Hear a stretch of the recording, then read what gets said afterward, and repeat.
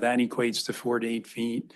That's the kind of movement in the 90s that was really, considered a problem. So for me, I'm not stopping.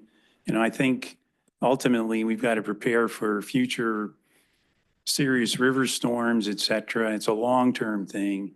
And I'm not saying anything counter what the city is trying to do for emergency measures, et cetera. But that's what I'm continuing to do, and look forward to continuing to work with everyone on that. Thank you very much, Rob. Great seeing you, and thank you for your work in helping the city. Our next speaker is via Zoom, Elizabeth Ryan.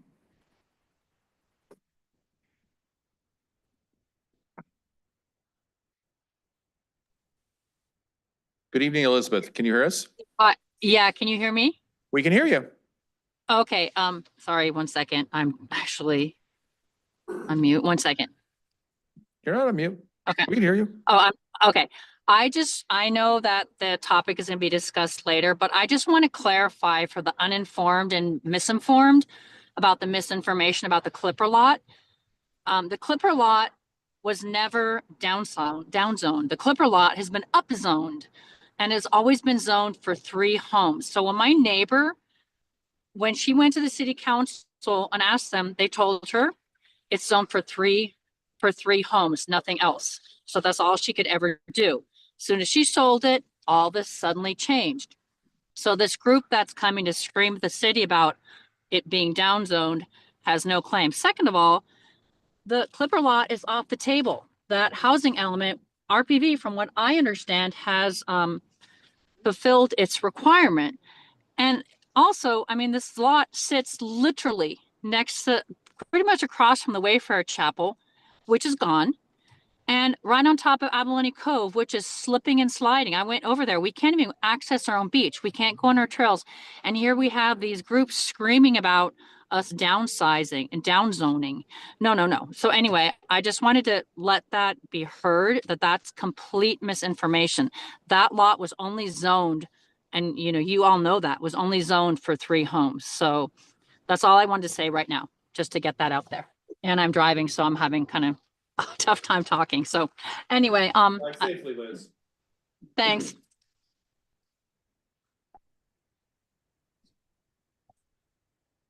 Our next speaker is Yogi Mataru.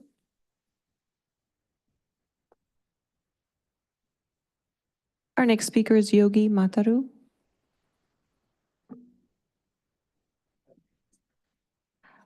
Pritam Mataru. There he is. Good evening, sir. Good evening. Mr. Mayor and City Council members. Please, thank you. Just so the folks on online can hear you. Yeah. My name is Pritam Matharu. I live at 5303 Bay Ridge Road for the last 32 years. I'm here to give my view on what's going on here. I am in favor of building affordable homes with responsible and proper planning with public safety in mind. Building of a home or homes is a very serious business. People will prosper or suffer while living in these homes forever, these structures. I urge City Council to not push apartment buildings in the single family area. To build a 30, 40 apartment buildings in a single family area will create a living hell forever. Please go on Google and check Cabrini Green Homes neighborhood in Chicago, which were finally demolished in late 1990s. The reason for demolishing was that it became as bad that even the police refused to go into these homes, into these apartments. Building 1, 2, 3, 4 ADUs is okay per home, but building high rises in single family area will create a problem forever for the residents. So please build wherever else you can go in commercial areas and ADUs, but structures, the high rises structure in the living in the single family homes, please do everything what you can do to avoid that. Thank you. Thank you. Our next speaker is Yogi Matharu.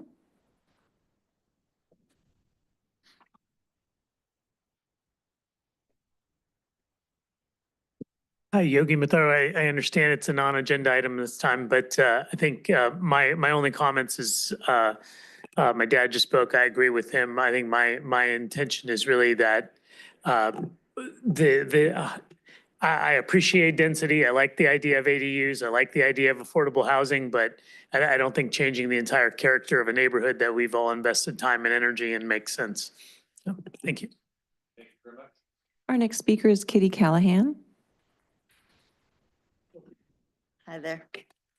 Good evening. My name is Kitty Callahan, and I've been a resident here of Rancho Palos Verdes for over 25 years.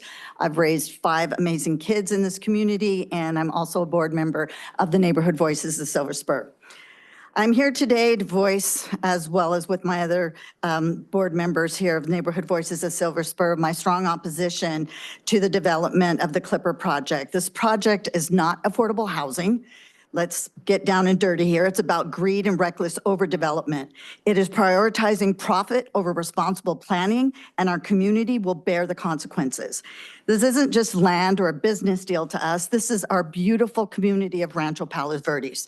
This project represents serious safety concerns as well. How can an overdeveloped area of units full of families safely evacuate in any type of emergency, whether it be fire, flood, earthquake, or landslide?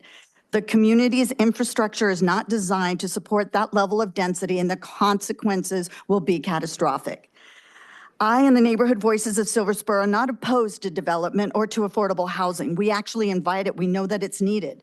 But this neither supports responsible development, and what is being proposed is neither safe or responsible. This project is a disaster waiting to happen.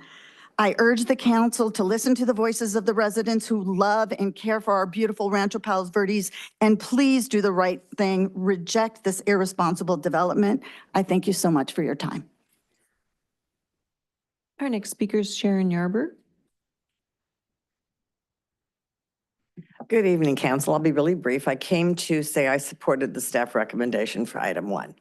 I did look at the staff report today, and I only saw 1 letter. So I want to know if the other letters to which city attorney has referred have been posted yet, because I'd like to go home and read them. So do you know if they've been posted yet on the website?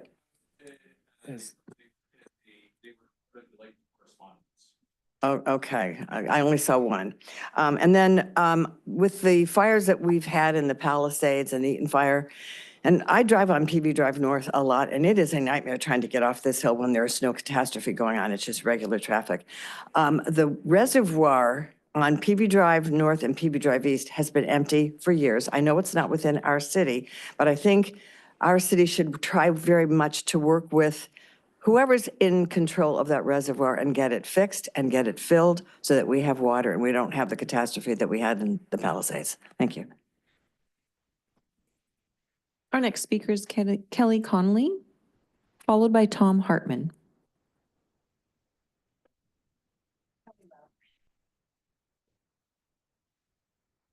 Tom Hartman.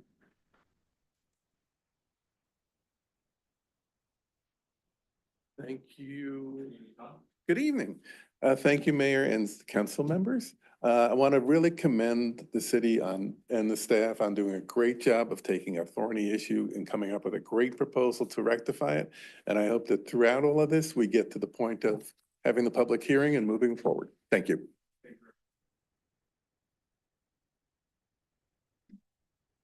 Shannon Hartman.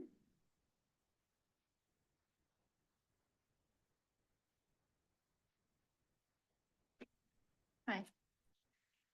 Hello, I'm Shannon Hartman, and I too would like to thank you all for the time and the effort that you put into this project. And, you know, and I absolutely support the staff recommendations to for the zero clipper lot. As you know, both Tom and I were the former owners of that lot, and as you also know, that we were never made aware that that lot was put into the housing element. And we were under the impression through our meeting with the city and various members that we were told that that lot would never be developed, that it would never be put into the housing element. That was the reason why we had that meeting. And that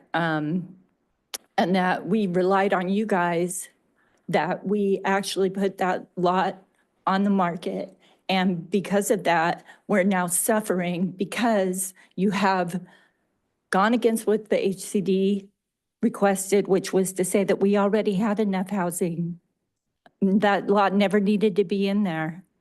And it is in a landslide area with movement all around. It's the experts that put that road in from Crenshaw down to that wanting to put that road in that activated the landslides. It's the experts that removed those, the building moratorium in Portuguese Bend and seeing what those houses have endured and the chaos that's going in there. And you have an opportunity to make this right. And I'm begging you to please protect our area. There is landslide at the toe of that, on that beach that is coming out of the water. And we need to, it's separating, and we need to protect our community, please. Our next speaker is Kathy Millay, followed by Stasis Pachevicius.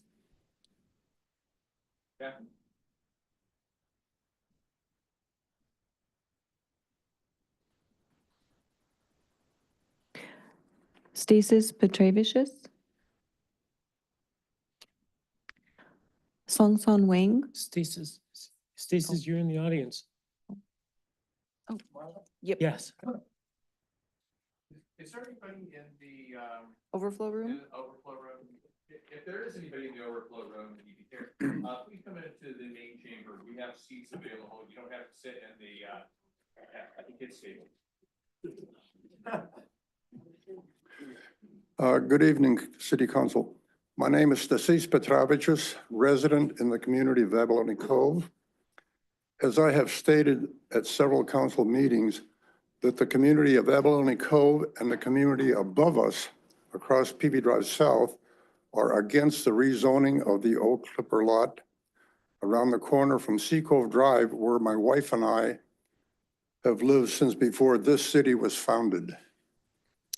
About 150 local residents spoke of our concerns at council meetings and are against the rezoning of the 1.56 acre property, which was sold at R4 to a developer and may now be rezoned to R22. I'm not sure if it was kicked back or not or whatever. You know the problems of rezoning creates and the fact that it may be a tall 36-foot complex which is not compatible with our 80 house community or mainly single story houses, and several of which are 2 stories tall. A 36-foot complex would go against neighborhood compatibility. If you recall your little 40-page document, which anyway,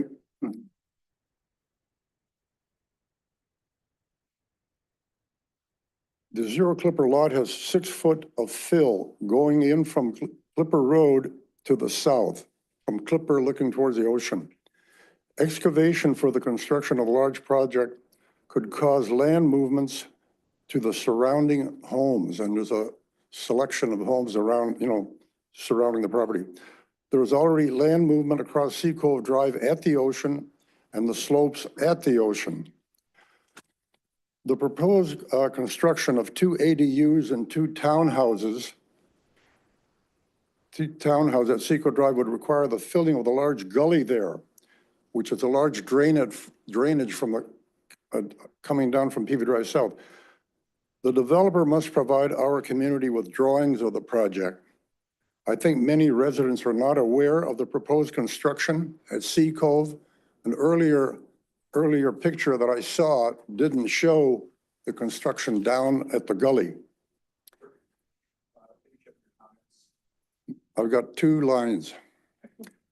Please listen to our concerns and not allow a developer and our city to upset our communities. Recall that you are working for RPV residents. Thank you. Our next speaker is Sung Song Wang, followed by Lydia Su.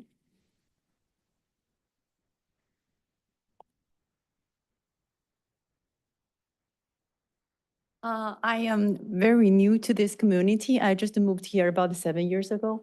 But I do agree with all my neighbors and I share their thoughts and their comments.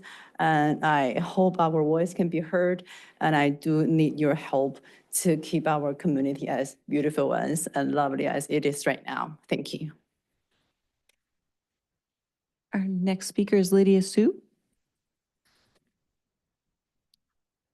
Good evening, Mayor. Good evening, City Councils. I'm resident for the city for about 35 years. I love the serenity. I love the safety. I love the warmness of our neighborhood. I think this, whatever it says, rezoning for the higher density is totally destroy our neighborhood value. So that's all I could say. And I hope the city councils are really kind of working for our community. It's not working for the bureaucracies. So that's all I'm going to say tonight. Thank you. Good evening. Our next speaker is Michelle Carbone, followed by Richard Schleicher. Good evening, council and city employees. It's interesting, she made the comment about the council and our employees, government employees working for the community, which has not been the case in this particular issue. It's been exactly a year ago on Easter Day that I actually went around and got signatures from the community based on what was happening on this particular parcel. And when we sort of discovered what was going on between our city officials and also our government employees. We have spent hundreds of hours, thousands of dollars to prevent this rezoning, development, and its impact on our community. Is so concerning. It's heart-wrenching to me to think in RPV, with those of you that are supposed to work in our interest and the nefarious dealings that we sort of discovered between the elected officials and the city employees as far as the outcome on this, it's just heart-wrenching to me. In essence, the housing element did not lead this parcel to meet the RENA numbers. The upzoning, the general plan, and the coastal plan changes were not warranted as needed. That is very clear based on all the discovery. The HCD approved the site removal because the HCD heard our concerns because the city didn't. And they essentially were the conduit that asked the city to actually remove this from the housing element. This is an opportunity for both the council and the city to make this right, as a terrible wrong has been done to my community. We're asking you to approve the housing element amendment and remove this parcel, rescind the request for the Coastal Commission to consider the LCP amendment and revised zoning plan, and revert back the zoning, which I'm not even quite sure if we've upzoned or haven't for this.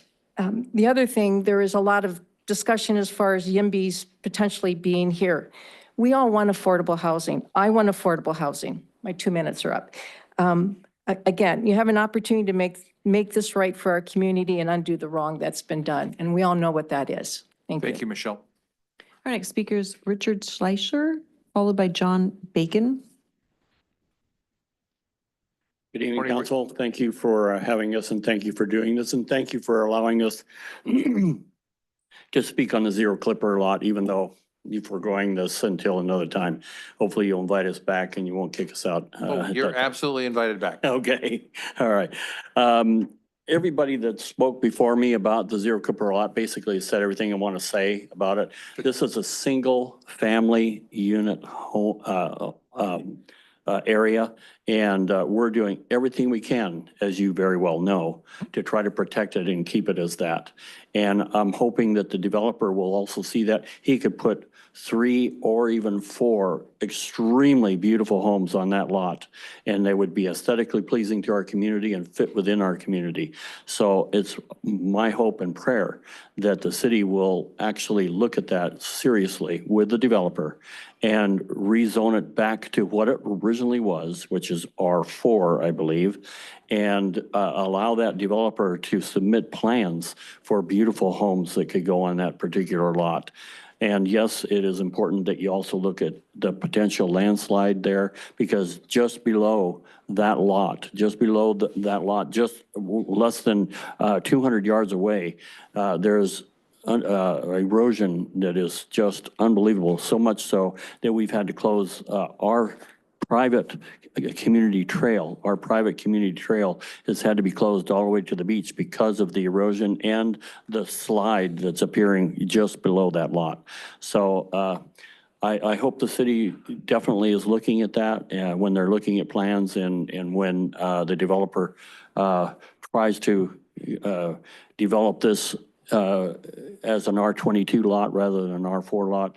If you would just rezone this back to an R4, we'll go away. And this will be all done. Thank you very much for your time. Thank you very much. Have a nice evening. You too. Our next speaker is John Bacon, followed by Marilyn Bacon. Good evening, John.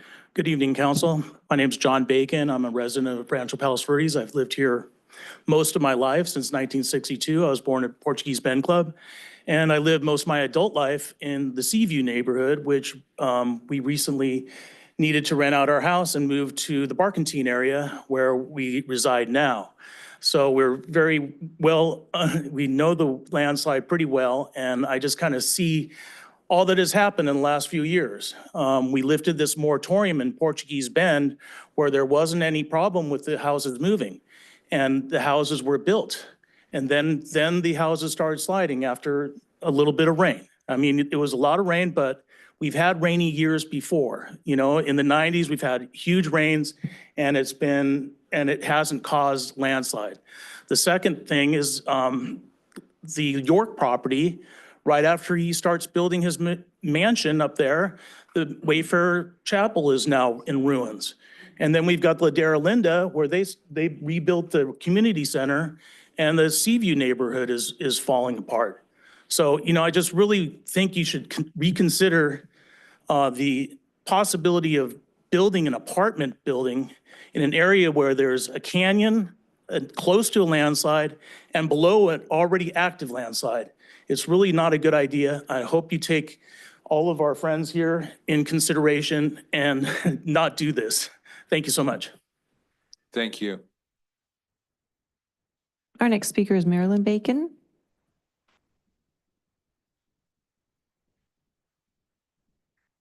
Good evening, Marilyn. Good evening. Thank you for your work. I think we all understand a lot of this does have to do with the landslide. I'm a 61 or maybe I'm 62. Lifelong resident of RPV, born and raised in Barkentine.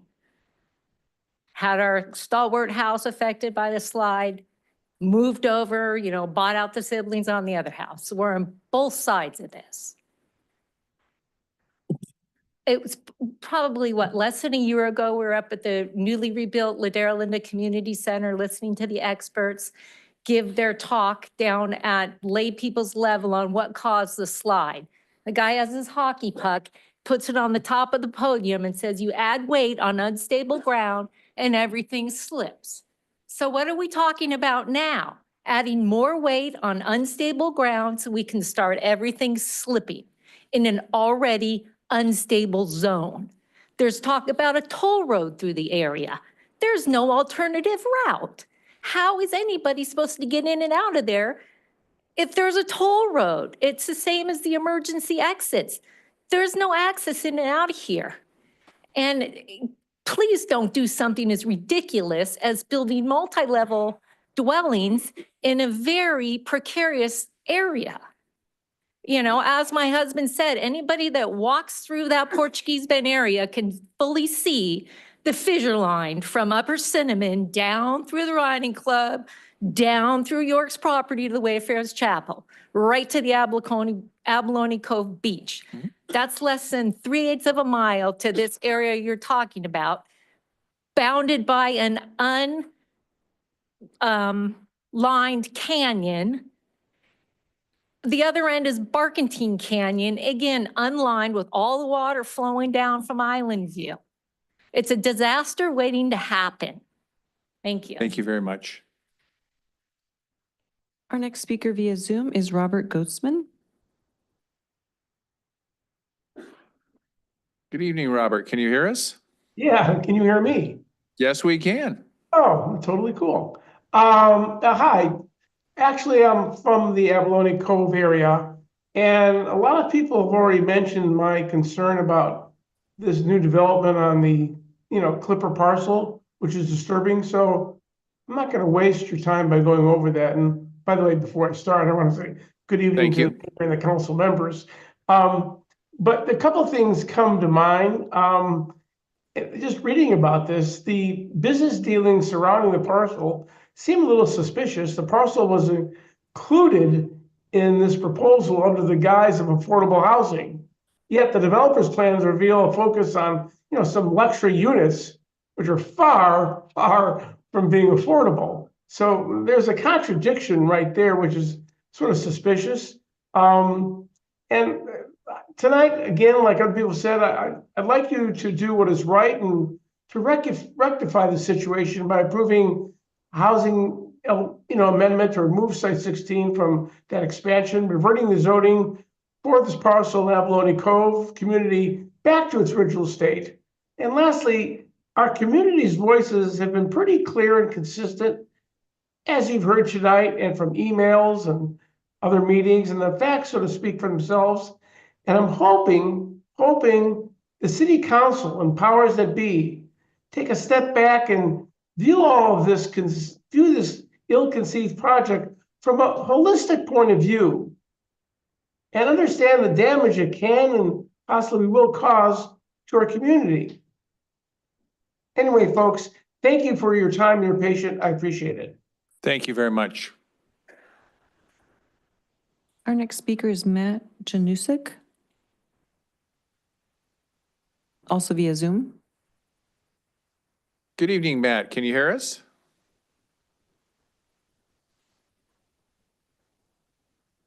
Matt?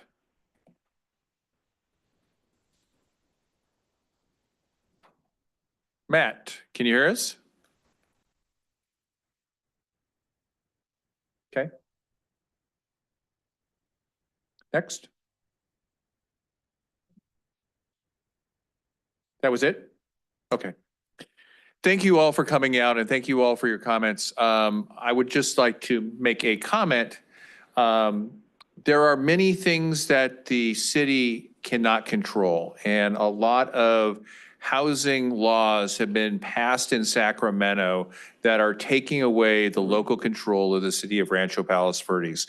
So there are things that the city just cannot do because statute has been established in Sacramento that has taken those authorities away from the city of Rancho Palos Verdes.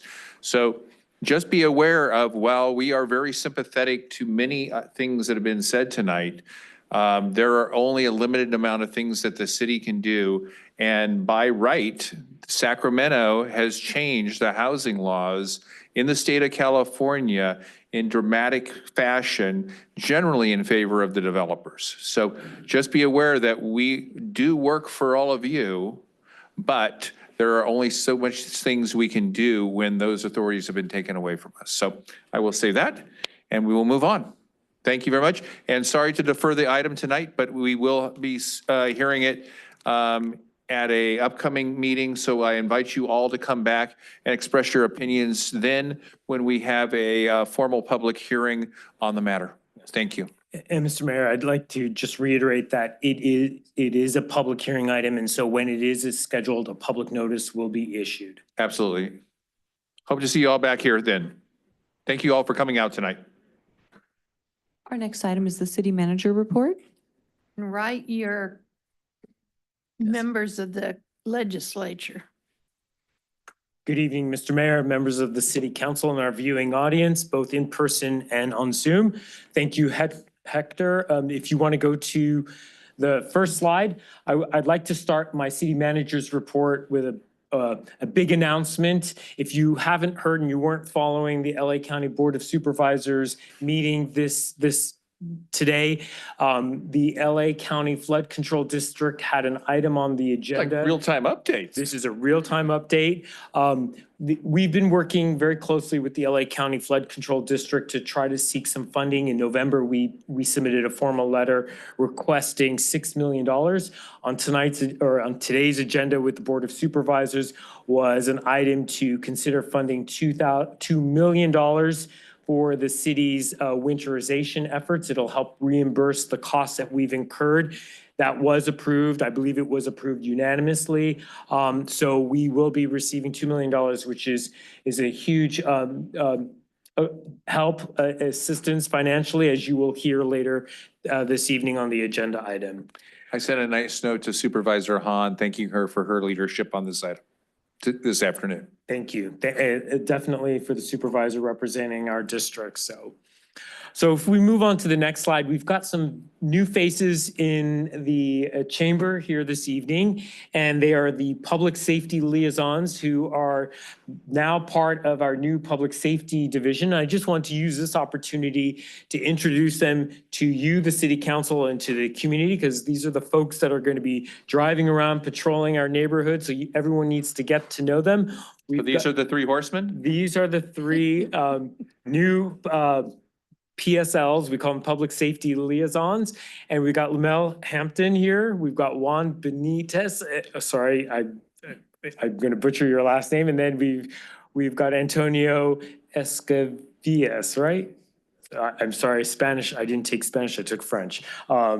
Anyway, they are our new public safety liaisons. They're going to, like I said, they're going to be patrolling our neighborhoods. They're right now, they're just canvassing the neighborhoods. They're getting to know the city. They formerly worked as our part-time rangers, so they're very familiar with the open space areas, but now they've got to acquaint themselves with the entire city, and we have a lot of territory to cover. We got the Western Avenue, all of our residential neighborhoods off PV Drive East. We've got the residential neighborhoods on Hawthorne, but we're very glad they're under, they report to Jennifer Schmidt, who's our public safety manager, who's here this evening. And so we're very glad you're part of the organization, and welcome. So thank you for coming out. Thank you, gentlemen. I told them they didn't have to say anything. Thank you, gentlemen, for stepping up and helping Jennifer establish a new department within the city.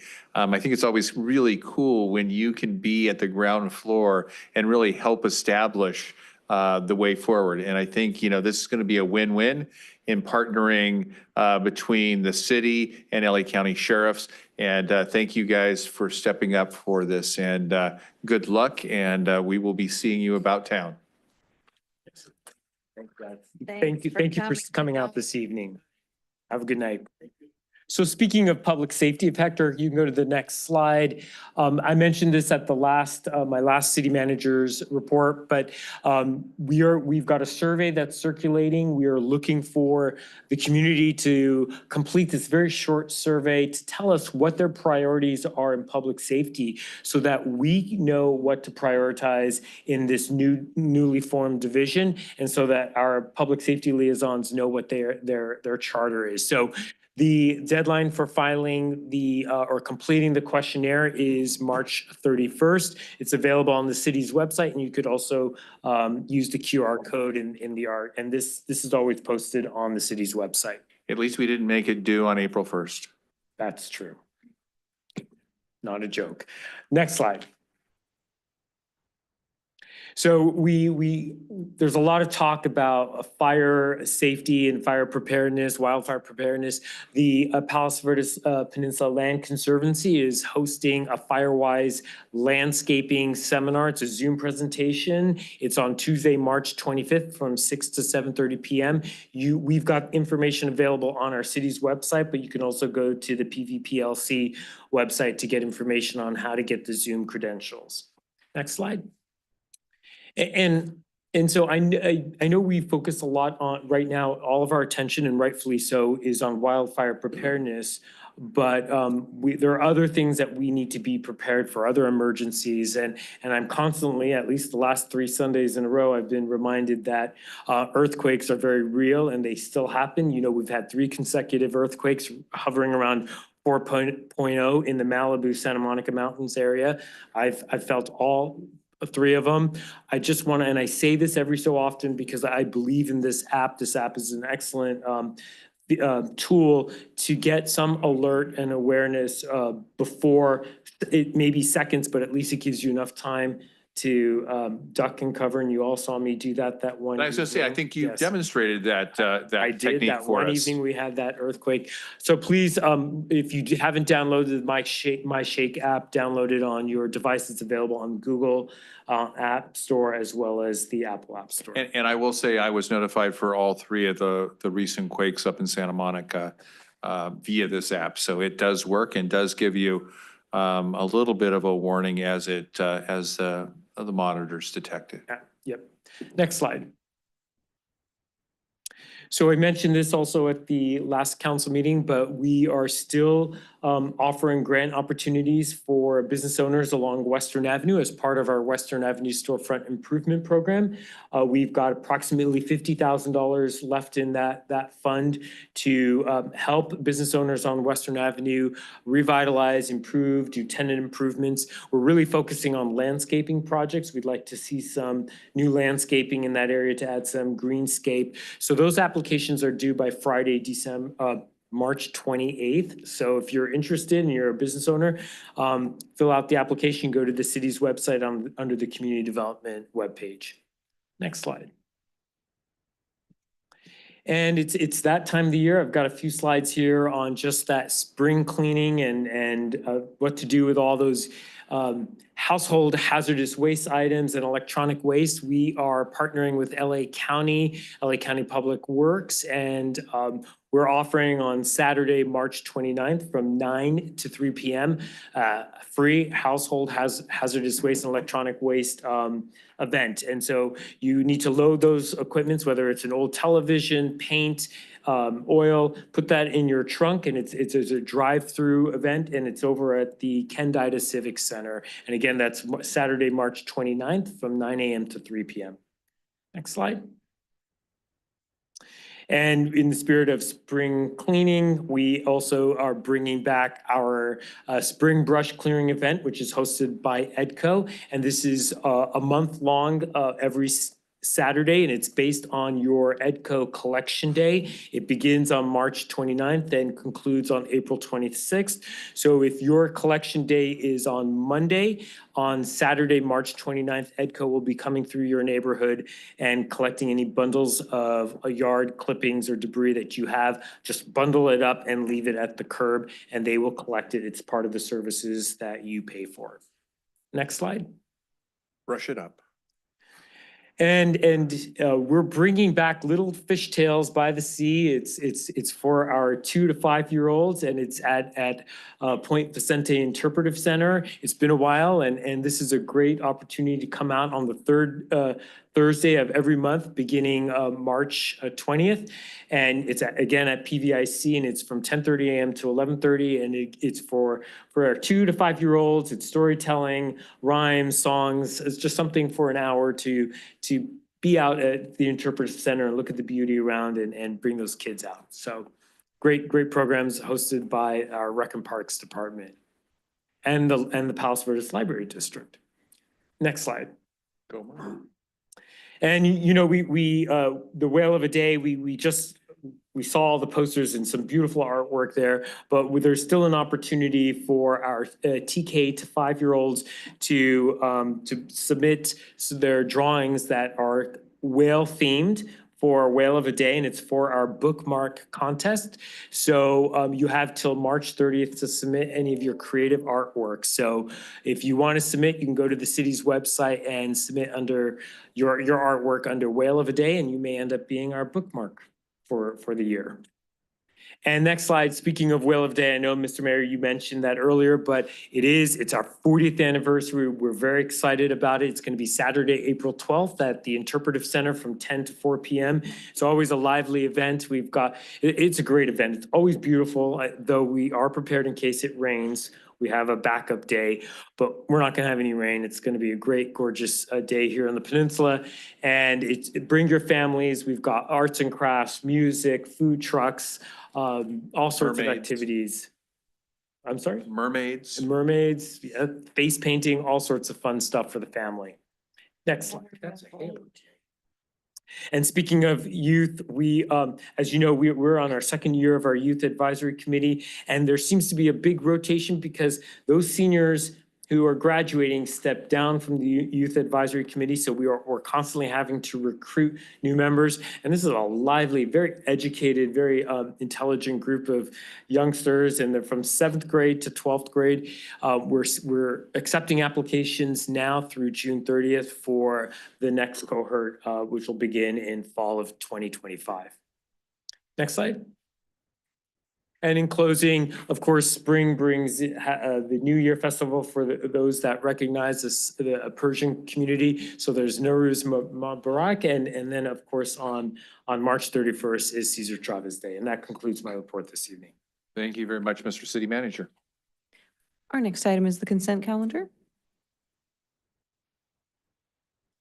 Do I have a motion?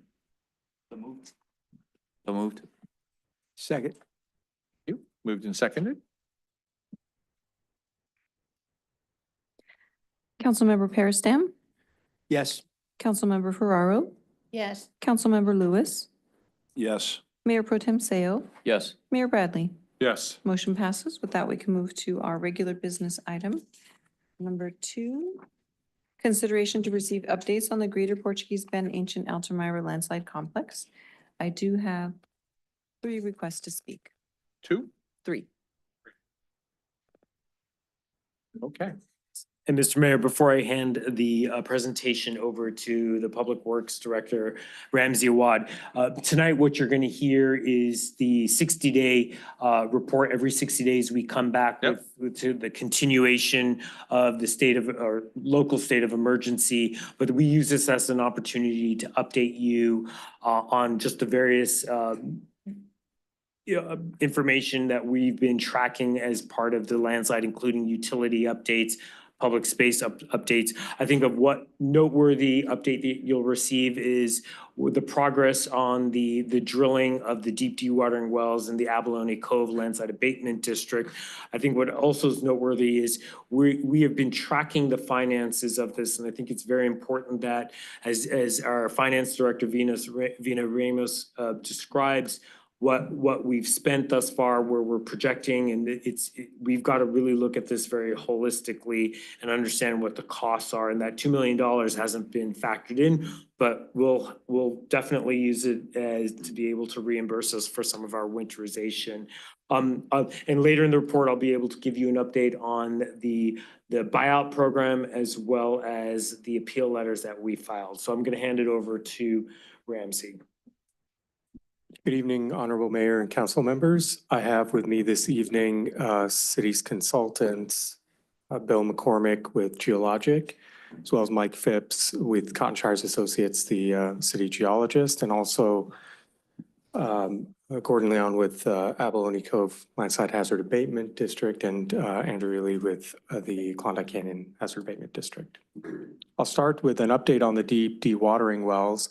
We've been reporting a lot of good news about the deep dewatering wells, and for the most part, they have, not just for the most part, they have lasted much longer than we originally anticipated. But that time is drawing to a close. We have 2 wells of the original 5 or 6 that have now pinched and are no longer producing. They are scheduled to be redrilled. One of them has already started.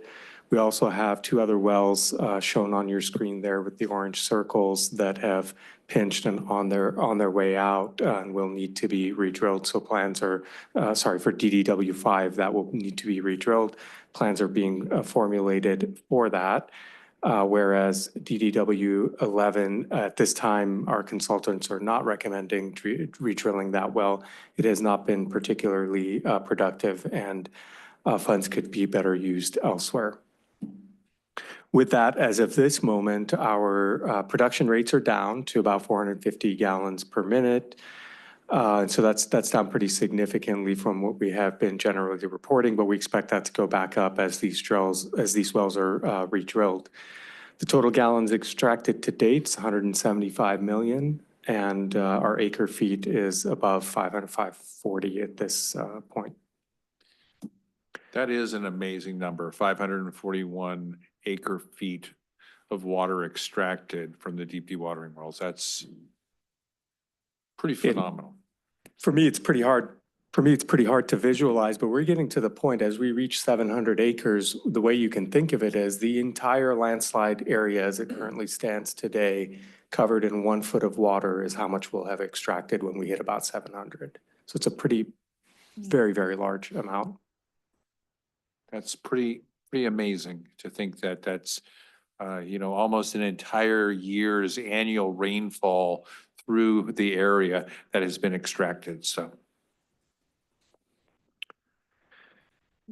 And so we continue to monitor the results and using multiple metrics of the deep dewatering well program. One of the primary metrics we use is the GPS surveys. The GPS surveys at the toe of the slide are occurring on an approximately weekly basis. And what we continue to see is in the Seaview and Beach Club areas for the Klondike Canyon landslide that there has been no measurable movement. There continues to be no measurable movement.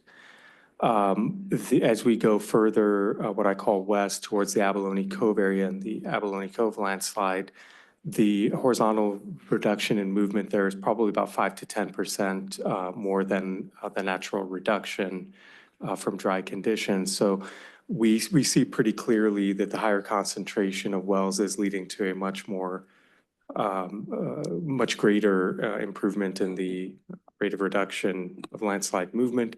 But also it should be noted that the conditions in that area are much more favorable for dewatering as opposed to the Abalone Cove Toe region, where the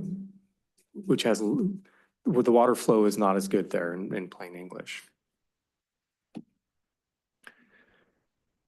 In addition to the GPS monitoring, we also use vibrating wire piezometers to monitor the pressure, subsurface pressure in a couple of areas to help us understand whether there is just correlation in the reduction of land movement and the deep dewatering wells, or whether there's actually causation by reducing the pressure. And what we see on our charts is that with the start of the well pumping at the 2 locations at the toe of the slide, P1, P2, and P3, there is a significant, especially in P1 and P2, there's significant drop in underground water pressure. And again, this is what pushes up on the slip plane and facilitates that movement, as opposed to a comparison for the areas that are further up, landward of the slide, E22, E25 on this screen, which has not nearly, for E25, not nearly as dramatic a drop in natural pressure, and for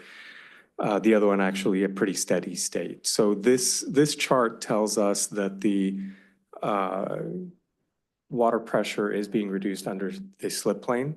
Council asked last time if this was enough data, if we need more data points, more vibrating wire piezometers to better understand that. And I think if you ask geologists, they'll always tell you more data is better data. It's my professional opinion that we have reached the point where we have enough evidence to tell us that there is a direct relationship between the deep dewatering program, the reduction in water pressure, the reduction in water levels, and the reduction in landslide movement. So at this time, it's my professional opinion that funds and resources be directed elsewhere for the time being towards redrilling and reconsideration at a future date as the BERT grant project moves forward. Winterization work is now complete. We have some cleanup work to do, but generally speaking, the winterization that's been funded by the City Council is complete. There is still a little bit of cleanup, as I said earlier, but the major work is now done. And having gone through some rain events, we see that the winterization in Klondike Canyon performed very well. The same can be said for Altamira Canyon.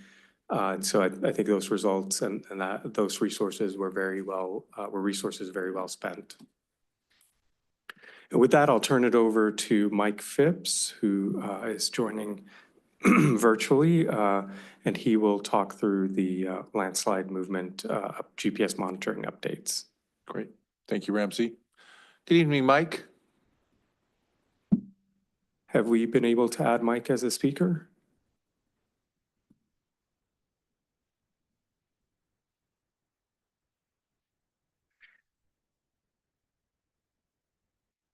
Okay, well, I'll get us started while we figure out how to add Mike as a speaker. He's probably yelling at his phone right now. I appreciate the assistance from the city clerk's office on that. So we have some additional maps, actually going back further than what has been presented previously at the city council meetings. This goes back all the way to January 13, 2024. And as we roll through into March 2024, April 2024, May, we can really see the dramatic increase after the atmospheric river in January, February 2024. And so I'll just slide through this again. This is the movement before the atmospheric river has taken effect. And you can just see the dramatic increase in the rate of movement where it peaks generally in July 2024 and then starts to, it continues to be at a very high rate. September 2024, we start to see some natural slowdown from the dry conditions. Deep dewatering wells go in October. We start to see the dramatic reduction on the east side associated with the deep dewatering well program through December, January, February. And February is the latest that we have. As we get into January, February, not as much of a change in the rate of movement. And it appears from the latest GPS monitoring data that we are generally reaching a condition where it's a steady state, absent any additional dewatering well efforts, which we'll get to in a moment. And I believe Mike is now on the call. So Mike, I'll turn it over to you for additional comments. Okay, good evening, Mr. Mayor and members of the City Council. Sorry about the technical difficulty there. And yes, I was yelling at my phone.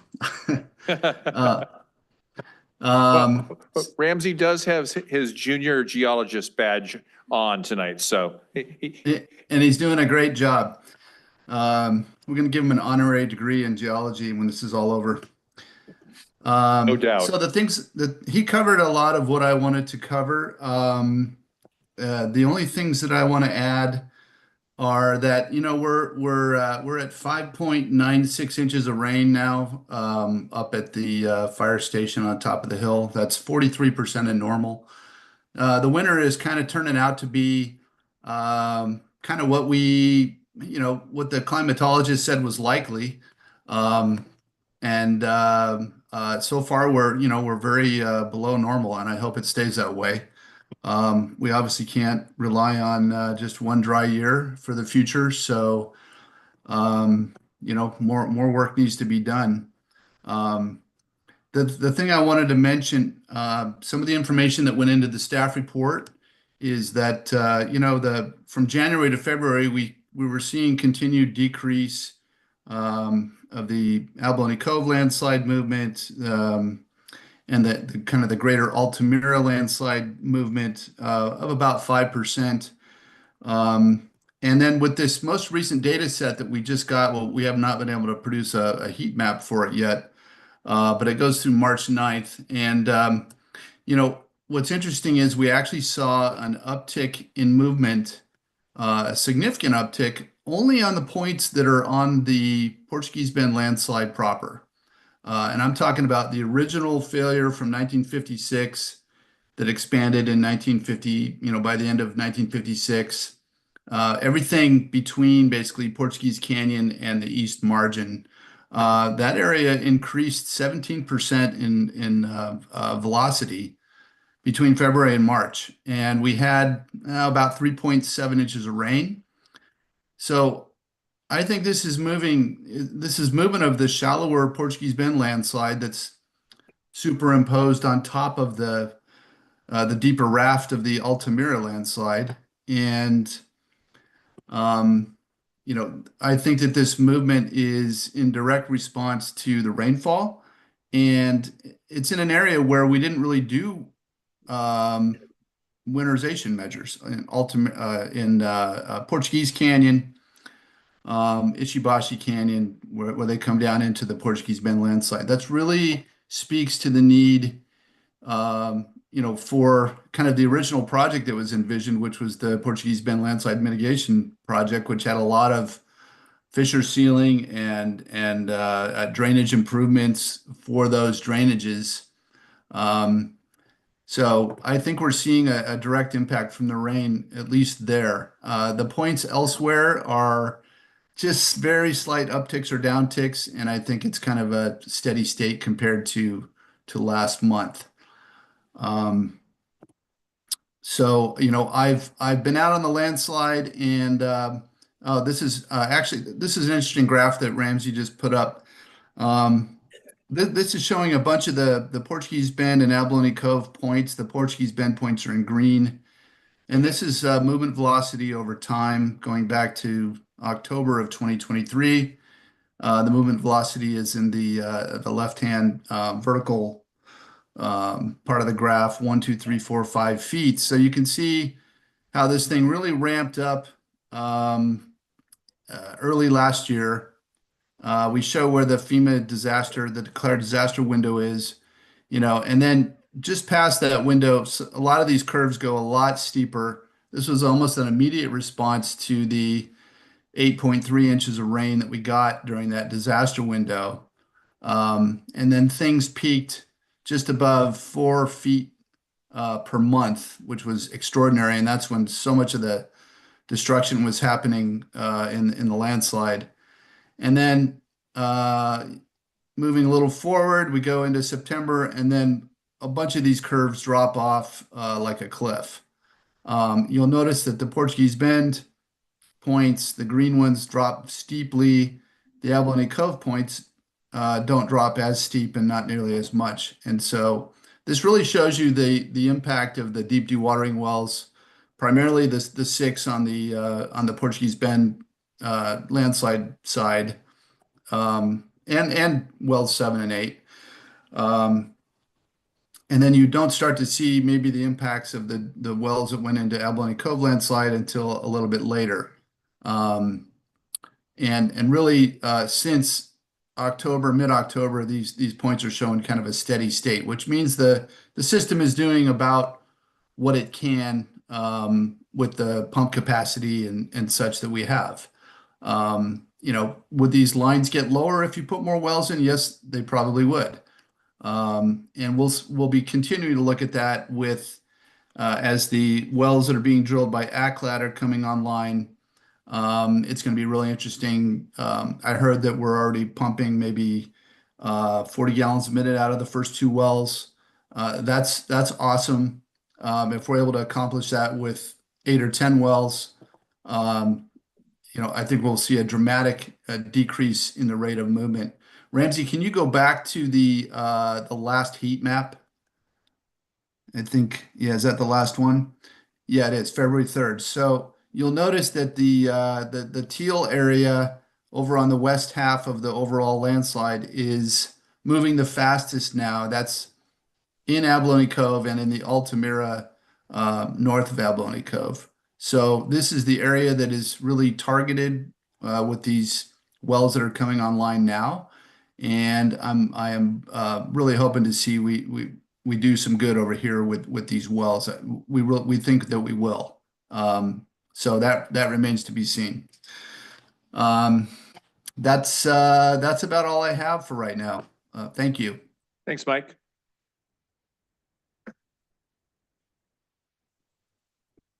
Sure. Yeah, go ahead. You have for Mike Phipps? Oh yeah, there was one more in there. On Got the a question. comments that were just made. You made There was one reference more to, graphic too. No, you can't have another one now.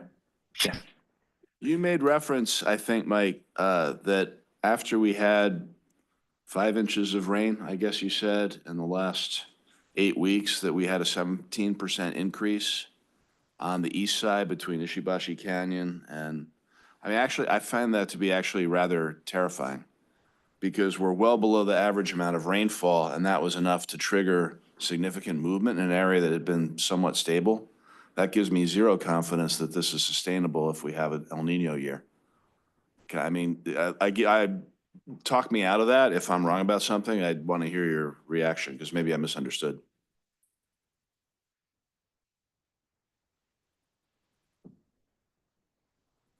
Mike? Oh, sorry, I was muted again. I understand what you're saying, and I think that the distinction to be made is that the points that are moving are only in the main body of the Portuguese Bend landslide, and it's in an area where you know, let's put it this way: the deep dewatering wells, what they have done is to either stop or significantly slow the deep Altamira movement, which is in some cases twice as deep as the Portuguese Bend landslide. But what this speaks to is, yeah, we had almost 4 inches of rain in just a few weeks, and all that water, the weight of that water landing on the landslide and some of the water coming in down the canyons where we didn't do winterization, has, not only added weight to the landslide, but it's really caused the shallower landslide to move. We don't think we don't see that happening with the deeper landslide. I think the deeper landslide, it's 1 or 2% up or down from last month. And so I don't want it to be terrifying. I think this is just an indication that areas where we haven't focused on winterization and didn't do it, the response to the rain is fairly quick. And so if we take those measures in the future, they will be effective. Ramsey, can I make a comment? Yes, please go ahead. This is Bill McCormick from GLA. So in response to the question of El Nino and things like that, what this really points out, again, it's all good information. And what this points out is, in reality, we have a limited number of wells. We were able to severely reduce, especially the deep movement, relatively quickly in months with the program that we have. But keep in mind that it's a focus program. In fact, the original 6 wells was a pilot program to see if it would do anything. And it did a lot more than any of us ever thought. But keep in mind, you're dealing with a 700-800 acre landslide, and we haven't increased the number of wells from the initial push. The initial push, then we had a few extra ones we tried to put in Abalone Cove. But what this says is that, okay, if it can be directly correlative to the 5 inches that has fallen, and some of the points within the shallower slide have ticked up a bit, what that really says is that, well, we're on a balanced system on a relatively dry year, and that just means more wells would be required, which we've said from day one, in order to address this more fully and slow down more portions of the landslide to a higher degree. So it's not doom and gloom. It's just a realization that the data points that while we've had somewhat of a constant leveling off of rate of movement, there are areas that are still moving and are still susceptible to, input of rainfall. So if you had an El Nino today, yeah, we'd see a lot of movement. But that's why, this data is important to say that we're on the cusp of stability with the limited wells we have, but more would be needed to, take it to a higher level.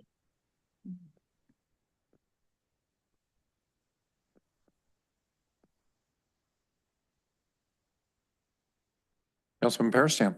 Thank you, Mayor. Question regarding the slide with pressure. It's somewhat limited. I know the data points are few, and I'm looking forward as well to the additional data points on pressure from the ACLAD drillings there.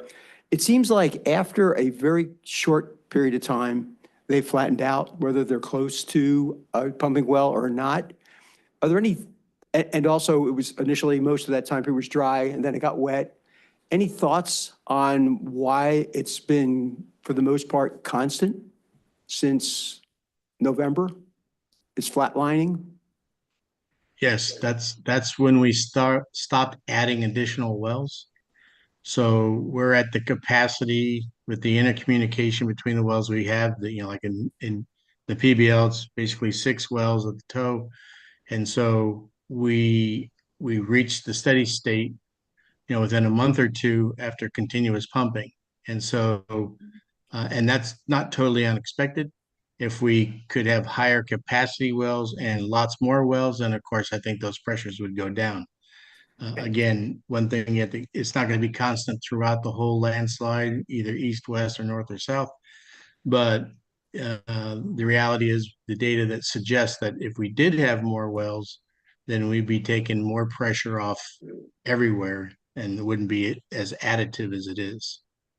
And that's regardless of whether it's close to a operational well or not.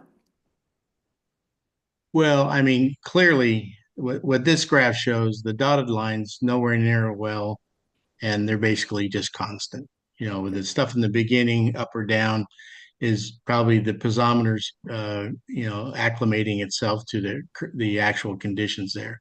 The fact that the line goes horizontal to the right simply says we're not having any effect at that location far up on the slide as we are having a toe where the wells are. So there is a proximal relationship that in order to reduce pressures, first of all, you got to have enough wells that interact with each other. There's got to be movement through fractures of rocks. Some areas are more complex, like Abalone Cove doesn't drain as well as the PBL.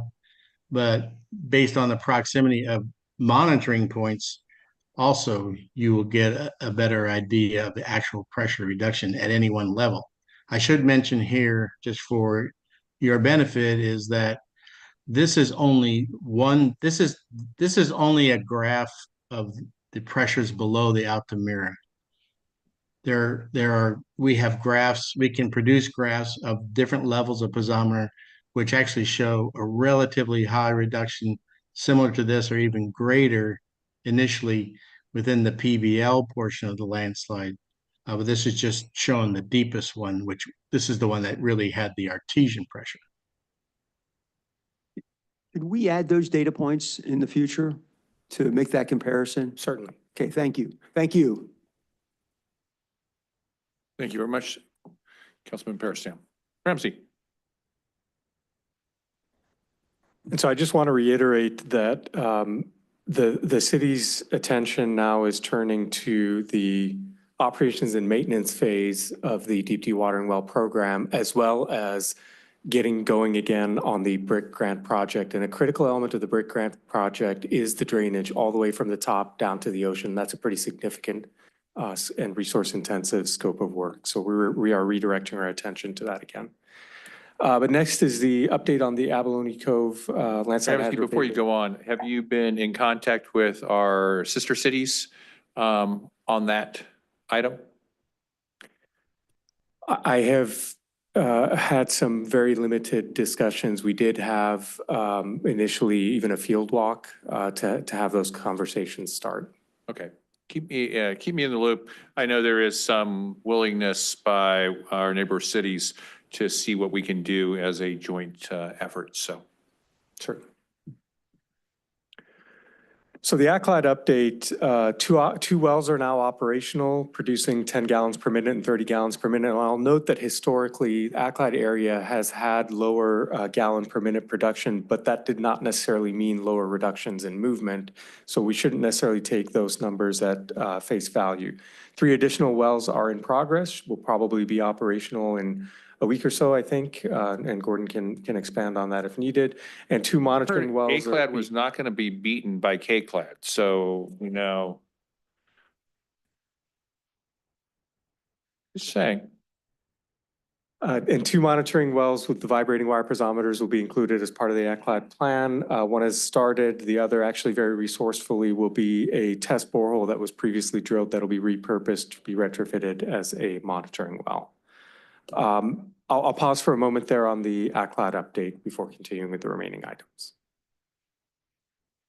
Any questions? Okay, thank you.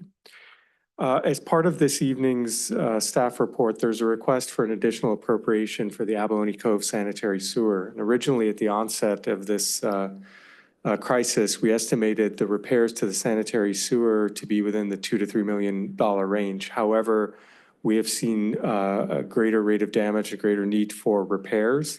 Our estimate has now significantly increased to the 4.5 million range, and therefore we're requesting an additional appropriation, $710,000, with some other areas where our estimates came in under, making up the difference.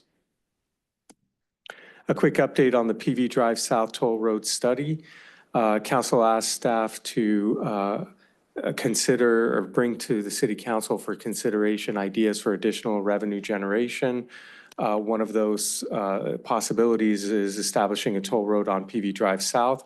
Staff reached out to consultants and receiving proposals on the feasibility of such a toll road. It'll include information on revenue and operational costs, the impact of diverted traffic on other roads, and also legal requirements and legal hurdles. That will be brought forth to the City Council for consideration in the near future to conduct the study to inform the City Council. So just let me comment on that. We got a bunch of cards and letters on the fact that apparently there are many rumors out there that the toll road was a done deal. I've tried to explain to folks that all we are doing is trying to study options for potential revenue sources, and that we are a long way from ever implementing a toll road along PV Drive South. And what we're doing and what we expect staff to bring back to council is a assessment of what a toll road could look like and the financial feasibility of such a thing. Yes, and staff will not start that study until the City Council authorizes Right. it. We'll bring And what we would authorize is the study to study what we would, so just make sure that the public is aware of where we are in that path. And that's because several residents have suggested a toll road, and we thought that it was prudent to at least study and see the feasibility.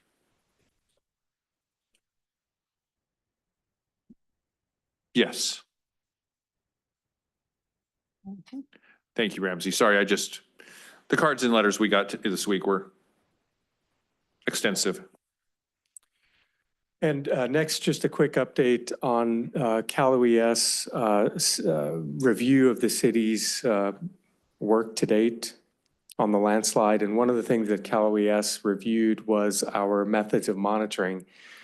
Cal OES, through the California Geological Survey, used INSAR to better understand the rate of movement and the behavior of the landslide, and provided us with some information on the advantages and disadvantages of various methods. In conclusion, each method has its own advantages and disadvantages. In general, what we find is that the INSAR, pixel tracking, these other types of more frequent methods of studying landslide movement provide a big picture. They provide a regional picture.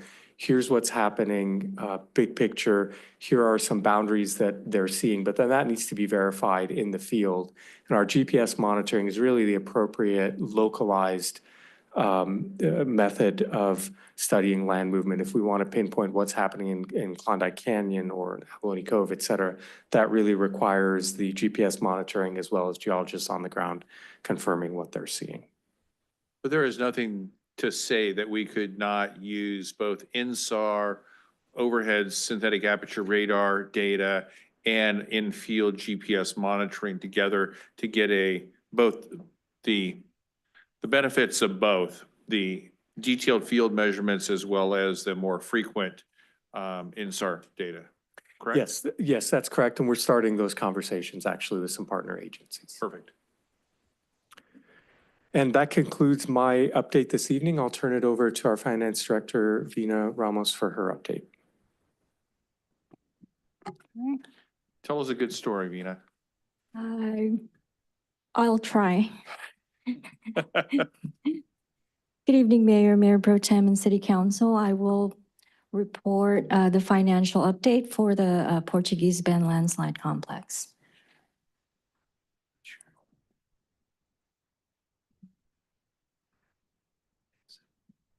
Sorry about that, just a minute. I did. Okay. Okay. I'll start with tracking the expenses since 2022. This is the same slide that we use every month.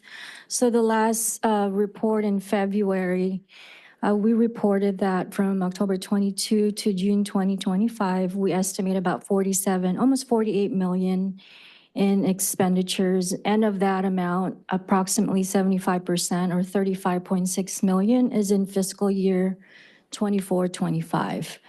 A couple of things I wanted to point out since I reported to you in February 4, and as Ramsey mentioned, road repairs, originally on my last report, we projected that we were going to end the year at 7.1 million. That number now is at 6.5 million. Abalone Cove sewer repairs, as again, Mr. Awad mentioned earlier, that we projected that originally at 3.4 million. Since October 2022, we think we'll end the year at 5.5 million by June 30th. For personnel costs, that is also trending down. We projected at 2.8 million. We think we'll end the year at 2.3 million. Fissure filling at 1.8 million, down to 1 million, and legal services from 400,000 to 300,000. So, wait, go back one. So for the Abalone Cove sanitary sewer repair, we originally were budgeting 5.5 and we're thinking it's going to be 3.4. Oh, no, Mayor, sorry. The one on the right is the original report in February. So we're projecting to be over by about, our budget is 3.4, but we'll end the year at 5.5. Okay. And this is between October 2022 and where we think we'll end this fiscal year in June. The arrow should have been the opposite. Okay, that was what was. Sorry about that. So from just some background here, I'll now focus on 24-25 only. As you know, when we adopted the budget in 24-25, we started at 4.6 million. Since then, as you could see in the end here for tonight's meeting, in addition to the 710,000 we're requesting for your consideration, the estimated total for 24-25 is 36.3 million. Oof. Here's an overview of, again, focusing on 24-25 only. We spent today an encumbered of approximately 29 million. We have a balance of 6.7 of City Council authorized revised budget since the emergency started. But we think we'll end the year, we need at 7.4 million. And on top of there, the additional. 7.4 as opposed to 6.7 that's currently budgeted, not 7.4 additional. Not additional, just from. So with that, one of the requests tonight, Mayor, is to request for 710,000 of additional appropriation. We did identify two special revenue funds that for about 600,000. So that's 400,000 from Measure R and gas tax. So what we would do is we would reallocate some of the road repairs to those funds so that CIP could pay for the Abalone Cove if you approve tonight for the 710,000.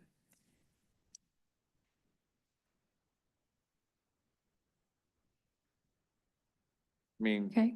The way at least Ramsey would, these are must pay bills. I mean, these are not even discretionary.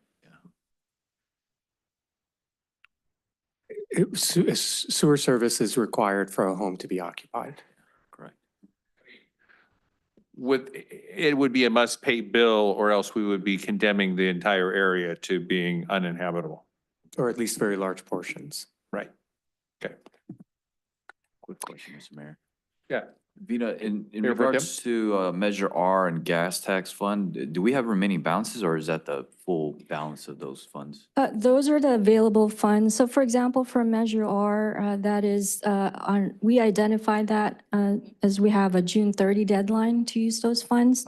Measure R actually has about 3 million in balance. Thank you. You're welcome. Okay, just overall, just some overall funding sources here as a summary for City Council. So at 36.3 million, approximately 80% of that is funded by CIP fund and general fund of about, and also the reserves and those funds. So that's about 28.6 million. The remaining funding is from Metro.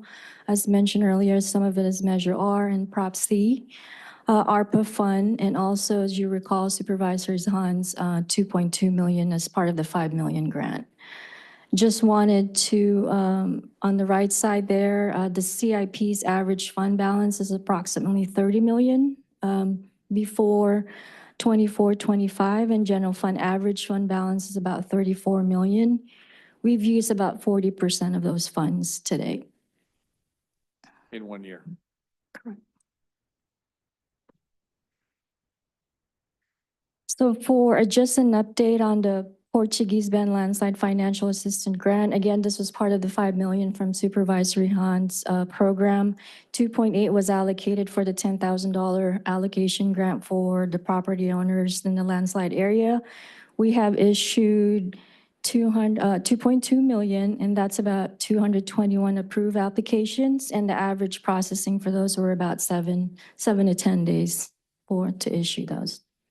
So do we think that the difference between 232 and 221, those were applications that were just improper or that they just needed to be revised and we will end up allocating out the additional 600,000? Most of those applications, Mayor, were not eligible, and also some of them were duplicates. So did we have a sunset on when those grants would be, and we could reallocate that fund to actually retarding the landslide? We do not have a sunset. And we could establish one, but we'd probably want to give the community a heads up on that. So we don't have one at this point. We're barely, I think we've covered most of the area. I think there's one application every couple weeks that comes in now. Okay, I think we should look at establishing a sunset, not to be punitive, but this is a huge project and, we're looking for everything and 600,000 sitting out there that's not being used to help retard the landslide seems like we need to. Sure, and what we could do is maybe give it till the end of April to give people another 6 weeks or so. And we'll let the community know that we're gonna close out the grant opportunity. It will help us close out the books too and to put that money in so that we know what the fund balance is. Thank you. Yeah, just as notice, let's make sure that we give ample notice to the folks before we sunset it and close it out, because I just don't want to close out people that didn't know for some reason. Absolutely. I mean, it's been pretty widely publicized, so. Just in case somebody's living under a rock. No, no pun intended. Okay, next slide. In our last meeting, the City Council also requested some information on KCLAD and KCLAD Financial. So the next few slides are a financial update. So I'll start with the loan update. So KCLAD, as of 2 weeks ago, we issued 1.45 million. And also at the end of this week, they requested for the remaining 160,000. And they are using it for the deep dewatering well project. One of the action items tonight is they are requesting to delay the payment for 1 year. The original agreement was December 2025. They're requesting for that to be delayed to December 2026. And also, as part of the action item tonight is to amend the original contract for the scope of work. For K-Clad, year-to-date, for the 1.9 million, we issued 721,000. So on the 10-year financial, I work with both district for their financials, and the following slides are analysis of those financials. As you remembered about a few months ago, we did a presentation on 10 years moving forward. So these analysis here are the last 10 years for both A-clad and K-clad. So I'll start with A-clad. So this, for their revenues, approximately 203,000 to 292,000 are their average for their revenues, and they're mainly from assessments. And I'll have a breakdown on the next slide for what those are.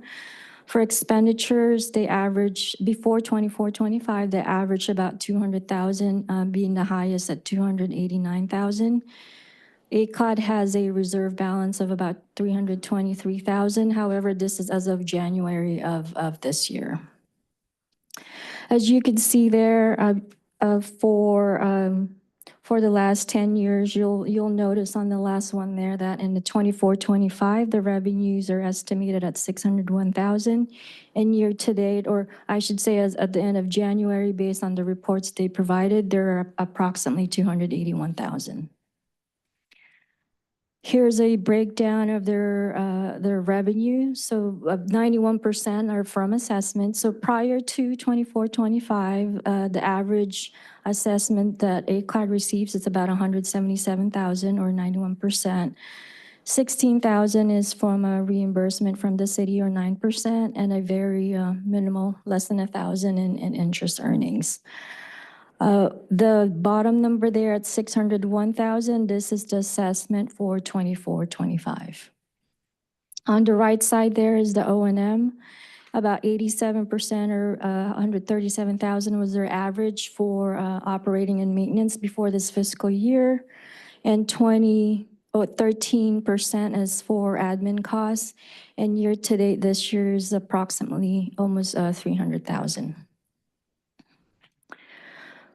Now moving on to, Just go back one.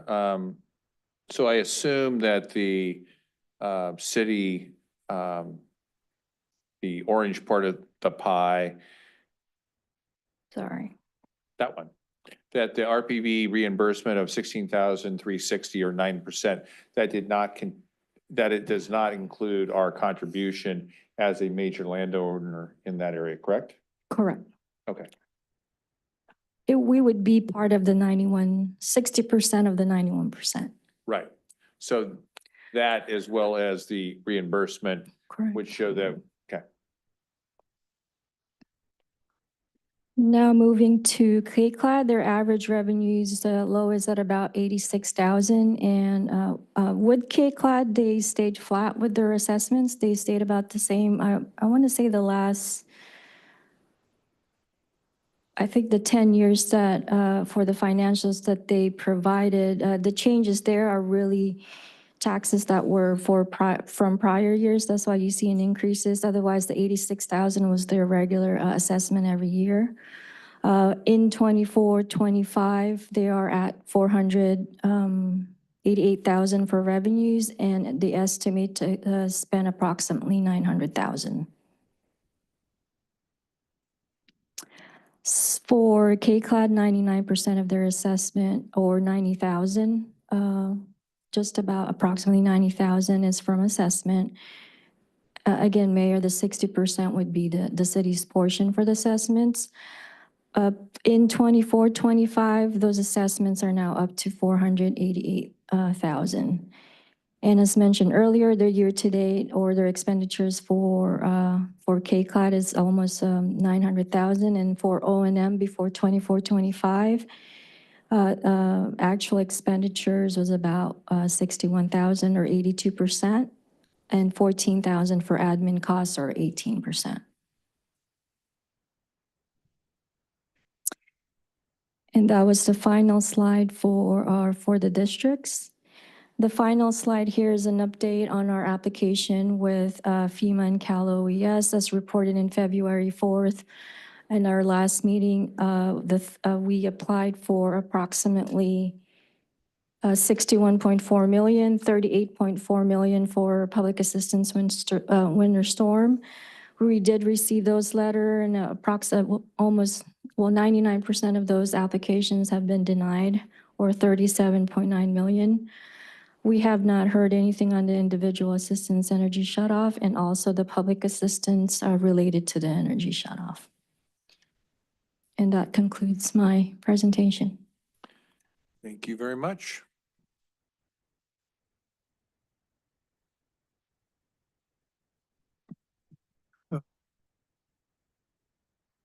Vina, if you would please allow me to share again, I will conclude.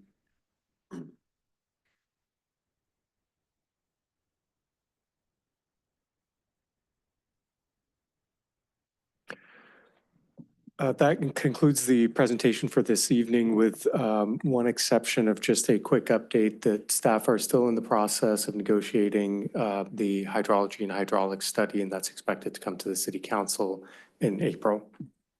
And with that, you see the recommendations on your screen. Now, Mr. City Manager, I think you were going to give us an update on the reclama. Yes, so a couple things I want to just bring to your attention is, as Vina noted, that we were denied about $38 million worth of disaster recovery. We received those notices at the beginning of the year. We had 60 days to file an appeal. The city submitted 7 appeal letters yesterday at the close of business. They were actually due today, but we submitted them yesterday. They have been received by CalOES, who's the middleman in processing these appeals.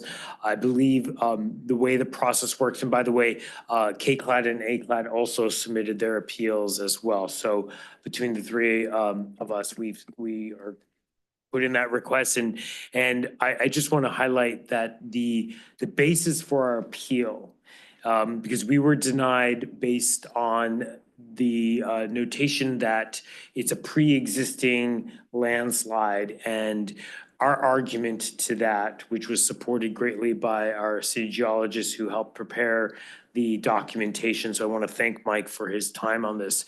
Go, Mike, go. Yes, for sure. We indicated that what is different as a result of the winter storms from January 31st to February 9th, 2024, is that it activated a dormant, deeper landslide known as the Altamira landslide. So you can't associate it with the shallower landslides of the Portuguese Bend complex. That this was known, but it was inactive. It was activated after the rains, and it carried the other landslides. So that was the basis, in summary, of our argument regarding the appeal. Also, just an update on the FEMA buyout program, which is funded through the Hazard Mitigation Grant Program. We are at this point, based on the information we reviewed with CalOES and FEMA, the $42 million we believe will be able to fund the property purchase of approximately 23 homes. That's without any of the appraisals done. Once we do the appraisals, we'll have a better sense if we need to reduce that number to 21 or something like that, or if we can add another house or two. So it'll all be based on the appraisal. But the progress of it, and I think this is important for the community, is it is moving along. I know there's a lot, you hear a lot of chatter about what's happening at the federal level. FEMA representatives are still moving forward. We're going to meet with CalOES on Thursday to discuss the buyout program. So it's still moving along, and we hope to have the appraisals done by this summer. Outstanding. Mr. Mayor, I got a quick question, Aura. I think Councilman. Please go ahead. Lewis had. Well, real quick, my understanding is that you actually had a big hand in getting those letters out. I did. As my young youthful boys would say, S tier, well done. Thank you. Thank you. It was a collaborative effort, I mean, between Mike and a lot of communications with Gordon and Andrew, but yes, we did that. We saved the city. They wanted, consultants wanted $100,000 to do this first round. And by the way, I should say, this first round of the appeals goes to the District 9 administrator with FEMA, and his decision, Robert Fenton, his decision's appealable to headquarters in DC. So we'll take it all the way and do our best to try to get some aid. Great. Yeah, that was my question, Mr. Mayor. So with Bob Fenton, does he have actual notice and visibility on our appeal and coming up, and do we get any like indication from him about our appeal? Not at this point. It's been a little over 24 hours. The only correspondence I've received is that CalOES and FEMA did receive our letters. Wasn't there talk beforehand about, because we knew the pipeline this was going to happen? Yes, so I met with Bob Fenton and Nancy Ward, who's the director of CalOES, on September 11th of 2024. And they did tell us that we were going to be denied. We hadn't received those formal letters, but they did tell us we're going to be denied. And Bob Fenton said he would review the appeal and most likely wouldn't support it. But then he didn't know the justification and what our argument is. So I'm hoping that our argument is strong enough to have him reconsider. Okay, I think we need to do a sit down and figure out who's going to put pressure on that office to make these approvals. So I think we need to have an offline conversation about that. Absolutely. Anything we can do to get us Yeah. Thanks, Sarah. an overturn.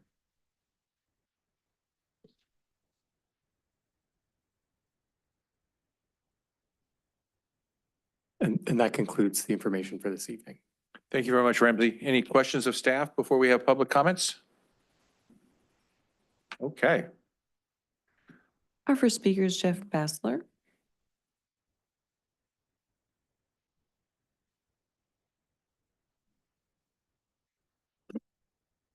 Hi, Jeff. Hi, Jeff Bassler. I am the president of Abate Local 19, member of the state board for Abate, California.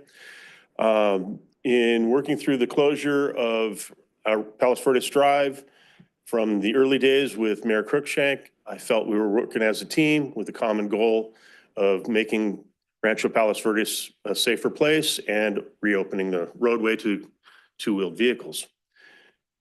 Since the elections and the placement of the new board, I've kind of felt a change in that, and it seems more adversarial now to me.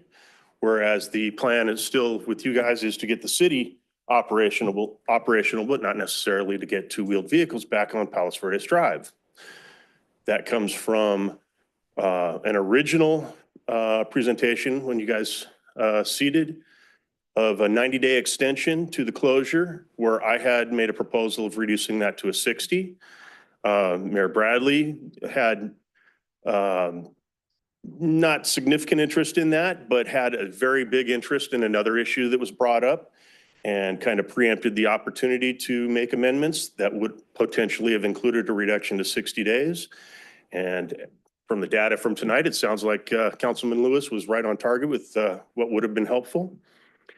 And then at the last council meeting last month, I was out of state, so I wasn't able to make it in person. I was online. It was the first time I'd tried to attend online. So I was not aware that you needed to register during the business day to be able to speak. So I was unable to speak. The agenda had, like tonight, another 60-day extension, and that seemed very premature. We had barely gotten halfway through the 90-day extension at that point in time, so didn't have an opportunity to evaluate what was going on with respect to the rain because we really hadn't had much. And I do have to say I appreciate Councilman Lewis's comments at the last meeting where not extending that 60 days would have been appropriate because we're talking about specially licensed vehicles by specially trained riders for motorcycles as contrasted by e-bikes, bicycles, et cetera, which anybody can grab anything and get on that road.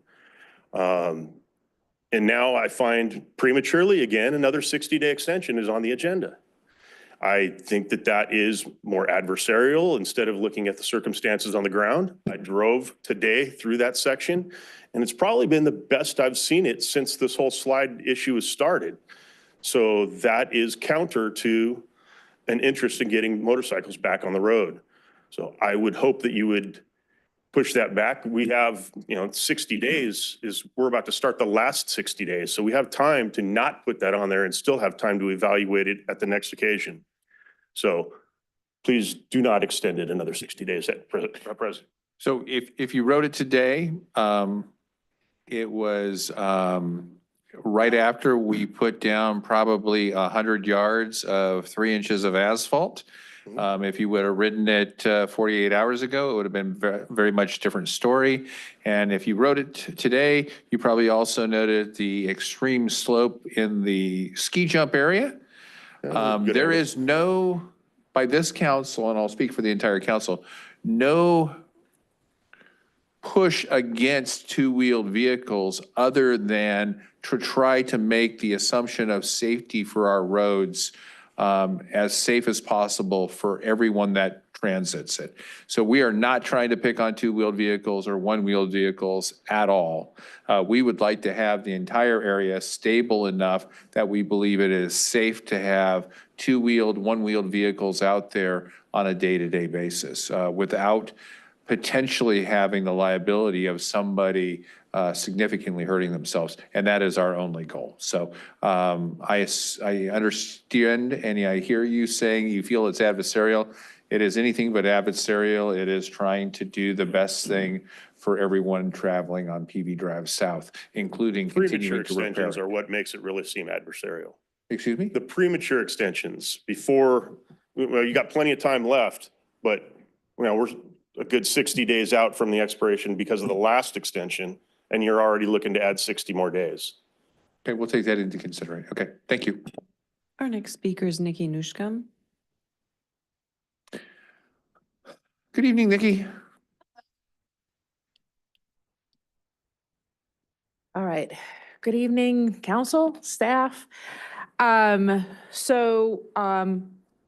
am very much in support of the recommendations from the city council, from the staff to the council on this measure. Couple of things I actually did want to bring up. One, with regards to PV Drive South and some of the conversations that was just had. We actually drove PV Drive South with Ramsey. I want to say, what was it, 3 or so weeks, 2 weeks ago, 3 weeks ago. There are parts under PV Drive South that it looks as if it has really, hollowed out. It's a serious safety issue, and I think given that it's a safety issue, as Mr. Mayor, you just discussed, I think it warrants sending some letters to some overseeing entities, I think the highway safety perhaps, or whatnot, and asking for their assistance in this particular case, because if they deny us, which everybody seems to be denying us these days, at least we can say that we asked from a safety perspective for you to come and step up and help us, and we received nothing. The other thing that I wanted to bring up is, as I spoke last night with regards to maintenance, particularly by utilities and entities that are not under jurisdiction of this city and this council. As you all know, we have had multiple water breaks. There was a water break on March 5th on Admirable. And actually right before it broke, Ramsey and I walked that area, and I believe you took some photographs and whatnot. Today, that same area that had broken twice, water company likes to say that it was roots. I'm not going to argue with their assessment. But what I am going to say is that if they had done what they had put in writing and promised, which was doing the upgrades in western portion of Seaview, in the different phases that they had brought up, we would not have dumped all that tens of thousands of gallons of water some of it which could have been percolating underground before it bubbled up on March 5th and caused, now what it looks like a 3 feet deep cavity under the road. So I strongly urge the city council and staff to ask, in order not to be having to answer questions such as the ones that Councilman Lewis asked and others on the city council with regards to financing and how we're going to do this. We are spending a lot of money to try to get gallon after gallon of water out. I think it's only prudent to ask the utilities to have their deferred maintenance and share it with the council and actually own up to it. Thank you. Thank you, Nikki. Our next speaker is Gordon Leon. Good evening. Good evening, Gordon. I'm here mostly to answer questions, but before I do, I want to acknowledge all the volunteers that have been helping ACLAD. We've got a whole crew of folks that get up at 7 in the morning and turn on our dewatering wells, and then another group that turn them off at 10 at night. There's been a lot of help with our the deep dewatering wells. We have now 5 holes down to 250 feet in the ground, 2 of which are actually have pumps and operating, and the other 3 are in varying states of getting pumps and operating. And then there are 2 well crews right now. Actually, there's 2 well crews that have been operating, and there's 1 more well crew that is just coming online today to drill 2 deep dewatering wells and 1 monitoring well. And through a stroke of luck, we've been able to take the Alt-8 monitoring well and repurpose it with a new piezometer to give us the data that we want so that we can not have to drill 2 monitoring wells, but only 1. So with that, if you guys have any questions, I'm happy to answer them. If not, I'm happy to sit down. When do you think the next 3 wells are going to come online and start producing? We should have 1 before the end of this week, and then 1 in the beginning of next week, and probably 1 in the middle of the fall of next week. So by the end of the month, you think the 3 that have been drilled will be online or close? Absolutely. Okay, fantastic. And then you continue with drilling the additional 5? Oh, yes. After that? We've got all these well drilling rigs that are up and running now, and they drill a well in probably 2 to 3 days, and then they move on to the next. Well, actually, then they've been doing airlifting on the well to get all the mud back out, and then we get a development rig that goes on there, and then we put a pump in.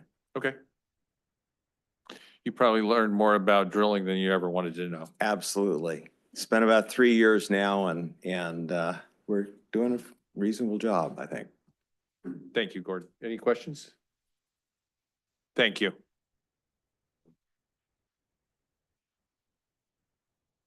That's it. Okay, well. Question of staff? Absolutely. Yeah, real quick. With respect to the extension of the ban on 2-wheeled vehicles, is that as of today, or is that as of the end of the previous? So in other words, are we extending 60 days from today, which is in effect only increasing it like 2 weeks, or are we tacking that on to the end of the existing? What is the read here? It's as of today. So it expires April 5th. So we've brought it up a couple weeks. So the end date actually moves up to about 2 weeks. Because this was not on our agenda close to April 12th, which is the current expiration, that this is just because this is on our agenda today. Yeah, the April 1st would have been the next meeting to consider extending it, and then it would have extended 60 days from April 1st, but we're extending it 60 days from Or today's implementing date. a moratorium for 60 days from tonight. Right. Which is in effect extending the ban only 14 or 15 days approximately? Going by what the speaker said, we're 45 days in. How far are we in on the last one? We're about 45 days in, yes. Out of 90? Yeah, because it expires April 5th. Okay. So instead of it expiring April 5th, it's actually, since it's as of March 18th, when you adopt the resolution, count 60 days out from it. So it's actually shortening by a couple weeks at the end, So the right now, back we'd end be of it. extending the moratorium out to the middle of May. As Correct. Yes. It's not cumulative. Yeah, it's not cumulative. So we're talking about 60 days from 60 today. days from today, which would be May 15th, roughly. Yes. Mr. Mayor, that's not the way the resolution reads. The resolution reads 60 days from today, not 60 days on top of Right. the previous 60 days. 60 days from On today. top of- Right. Right. Which, You got to read the resolution. if we took no action on it, the ban would expire approximately 45 days from today instead of 60, No, it will expire April 5th. April 5th. Yeah. So typically, so Okay.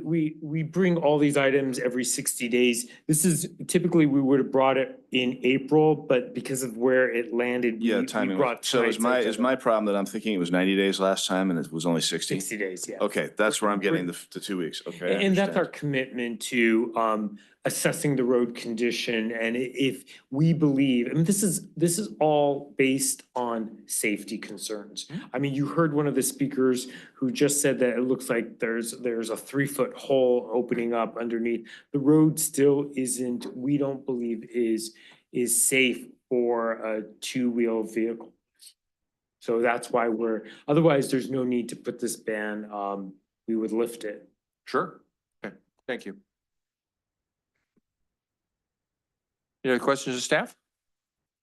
No question of further staff. Okay. Deliberations. Councilman Peristam, you want to start us off? I think the request from the staff is reasonable. I'm glad for the clarification because I had the same problem. Are we reducing from 90 to 60, the confusion and overlap? So that was good clarification. I agree with the shifting of funds to use money that where you use it or lose it. I think that was a 200 or 400. I'm not quite sure which of the 1,000 that was. That makes a lot of sense because we're coming up to the end of the fiscal year. And the other points I made in my comment that would like to see that other set of data for the deep wells to see what the pressure looks like there. But in general, I'm supportive of the staff request. Thank you.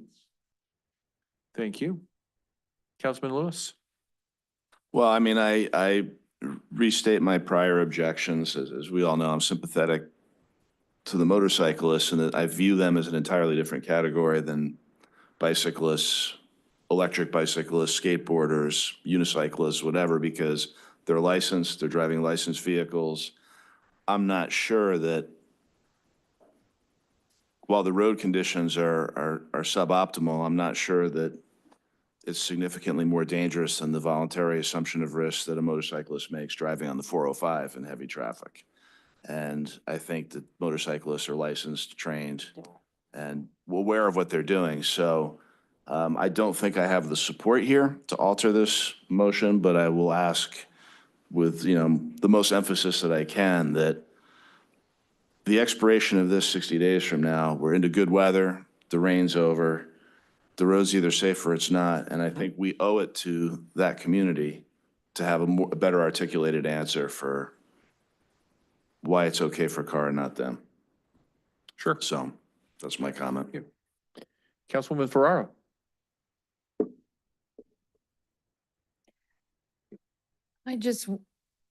First of all, I was glad to see you guys here tonight because I've missed you.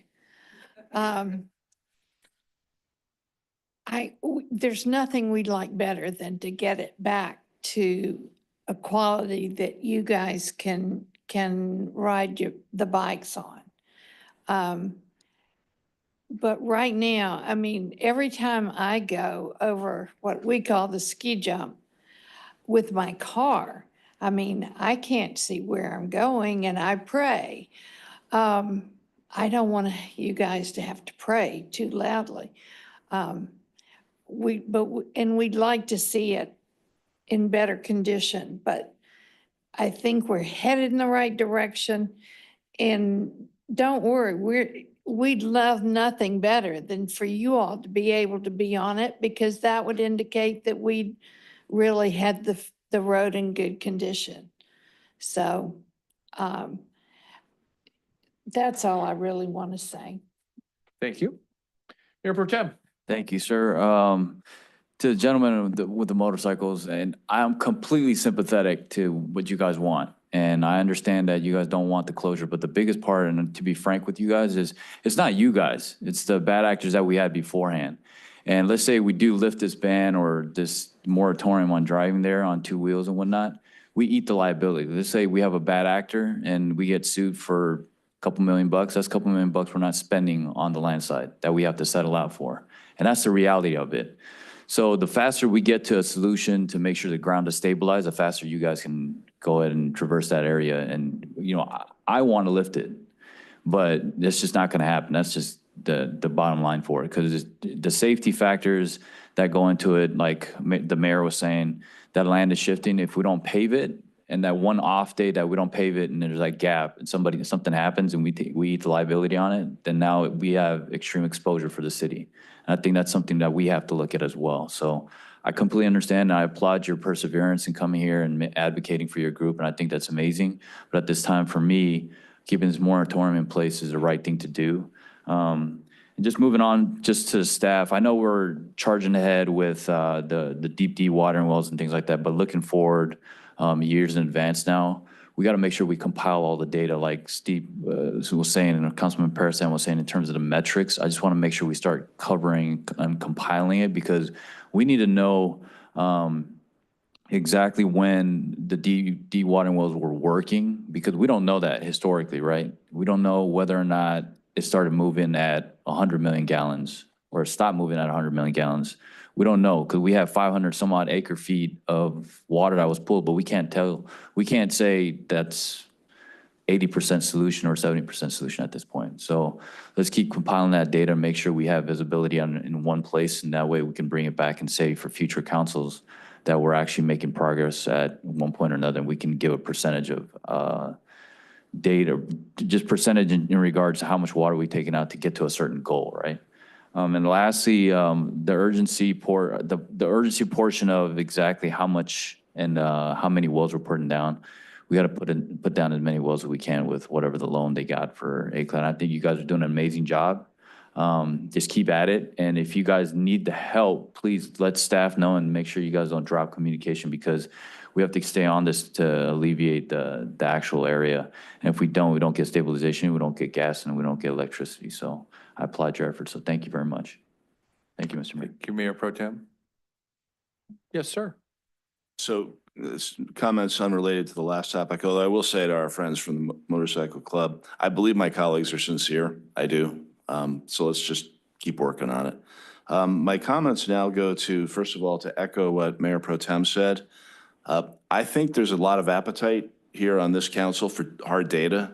And I can speak for myself that if you or the consultants produced a massive spreadsheet of 500 lines and 80 columns of data of every well, every pressure, every week, every gallon pumped, I'd run a regression analysis on it and try to correlate against the weather and stuff like that. So we're really hungry for data, and I think maybe if I would to put a pin the nail on what frustrates us a little bit as we go through these slides, and they're good presentations and well spoken, but then I hear, well, yeah, so these lines that show the trends of the water pressure are just this one area.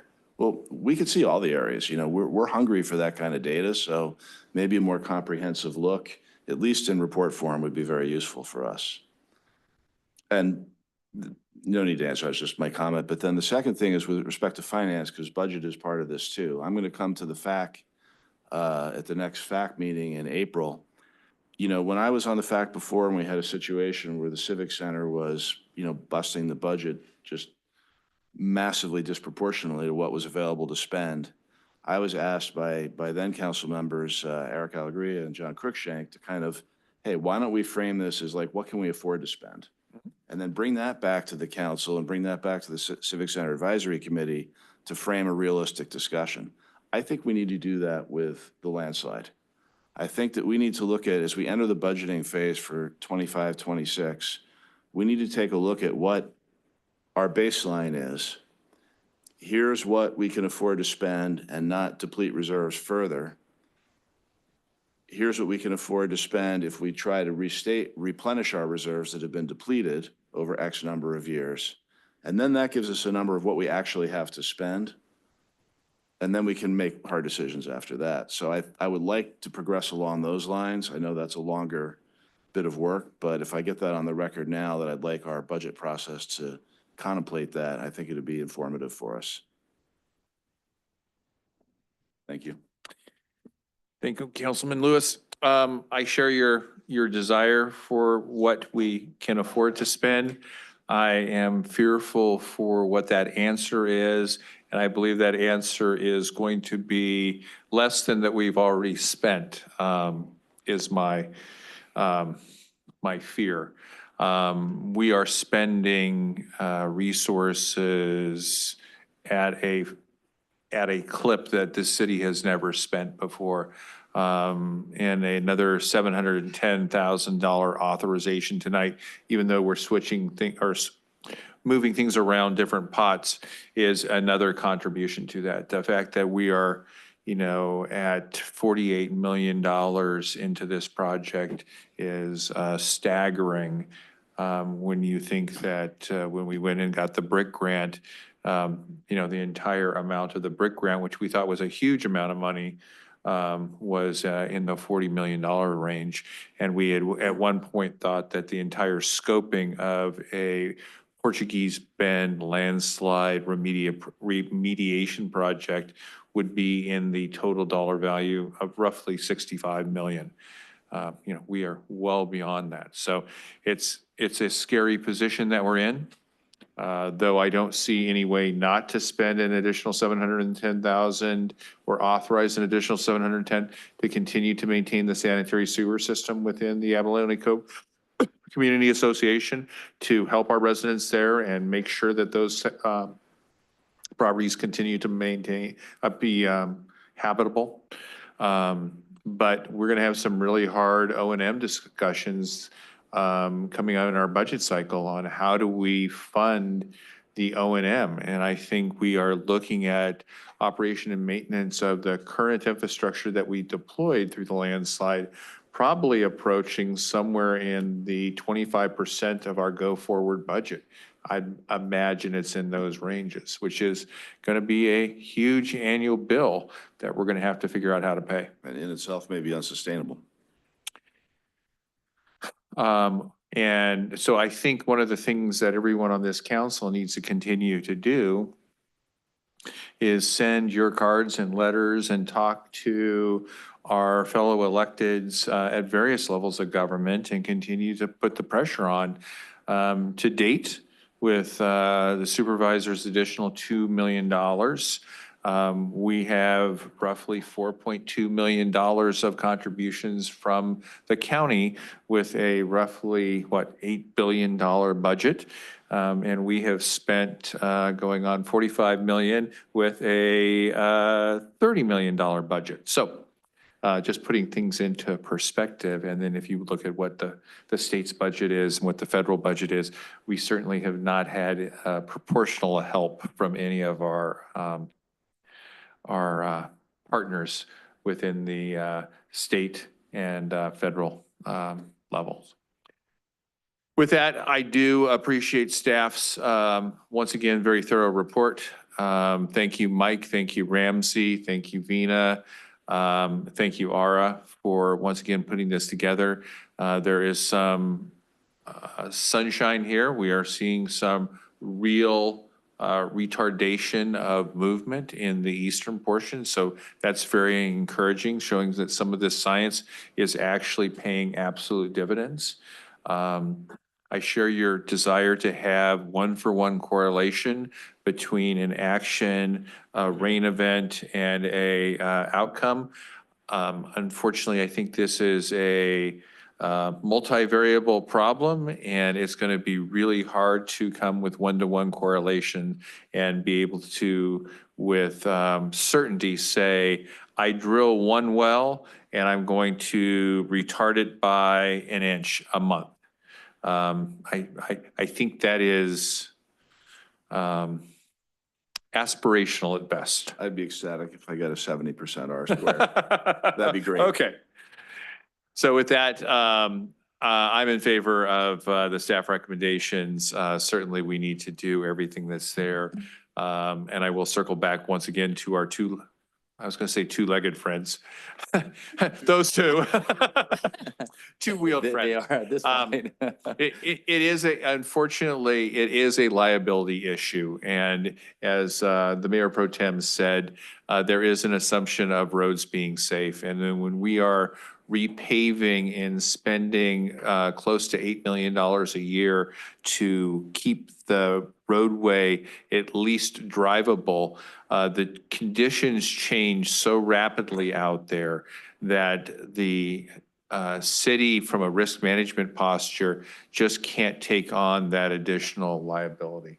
I wish there was something else we could do, because like the Mayor Pro Tem said, there are bad actors out there. Somebody will not heed the speed limit sign going over the ski jump, and they will launch themselves, and they will crumble and or get hit by another motorist, and that would be a tragic outcome. So we are really trying to make sure that we minimize the amount of tragedy as much as possible until we have had it where the road conditions are not changing on a day-by-day, week-by-week basis, and we can ensure that we have public safety or public roads that are safe for everyone to drive. So I do feel your pain. I am sympathetic. I did take to heart your comment that I'm more adversarial than John Cruikshank was. That's got to hurt. And John, if you're watching, because John is a really good friend of mine, so I do joke on that. But with that, do I hear a motion? Yes.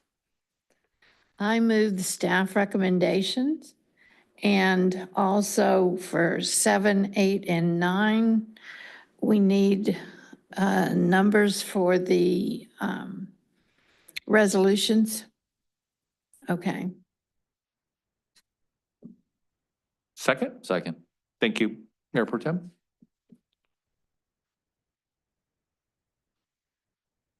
Councilmember Ferraro, Yes. Councilmember Lewis, Yes.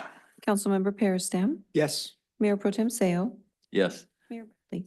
Yes. Motion passes. With that, we can move to our next item, which is future agenda items. Does anybody have any additional agenda? Thank you, Gordon, and thank you for everything ACLAD's doing.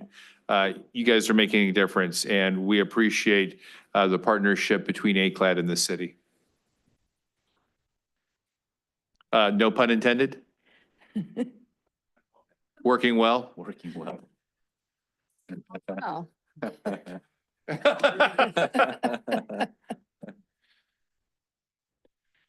Does anybody have anything for a future agenda item that we don't already have scheduled?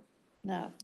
One thing, Mr. Mayor, I did bring it up, and I think we get contacted by the LA County Sheriff's Department supporters that they need some help at the Board of Supervisors to, I guess, increase funding for more training to bring in more sheriff's deputies. So more than an agenda item, maybe a letter from the city and signed by the mayor and the city council to support that that endeavor across the county. I know it's a budget issue for us, but I think other cities could benefit from it. So maybe a consent item, please. Thank you.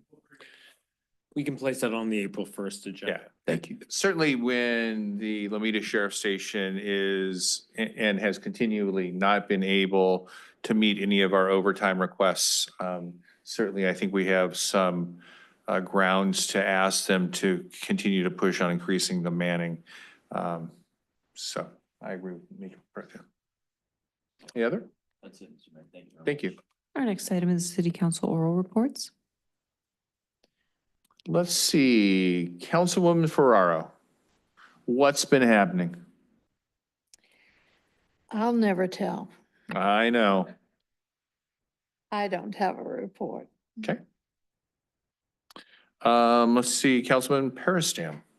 Yes, well, today was an interesting day, and I'm going to just introduce it, and you can finish the story. We had the opportunity to meet with the Coast Guard and the Space Corps, and to give them a tour of the missile silos and the battery barn, which in the second case was the first time I've ever seen it. So it was a lot of fun. It was informative to meet the folks that are members of our community and have ownership on these sites as well. So we have a lot to talk about in the future. Thank you. Thank you. Councilman Lewis. Pass. Thank you. Mayor Pro Tem.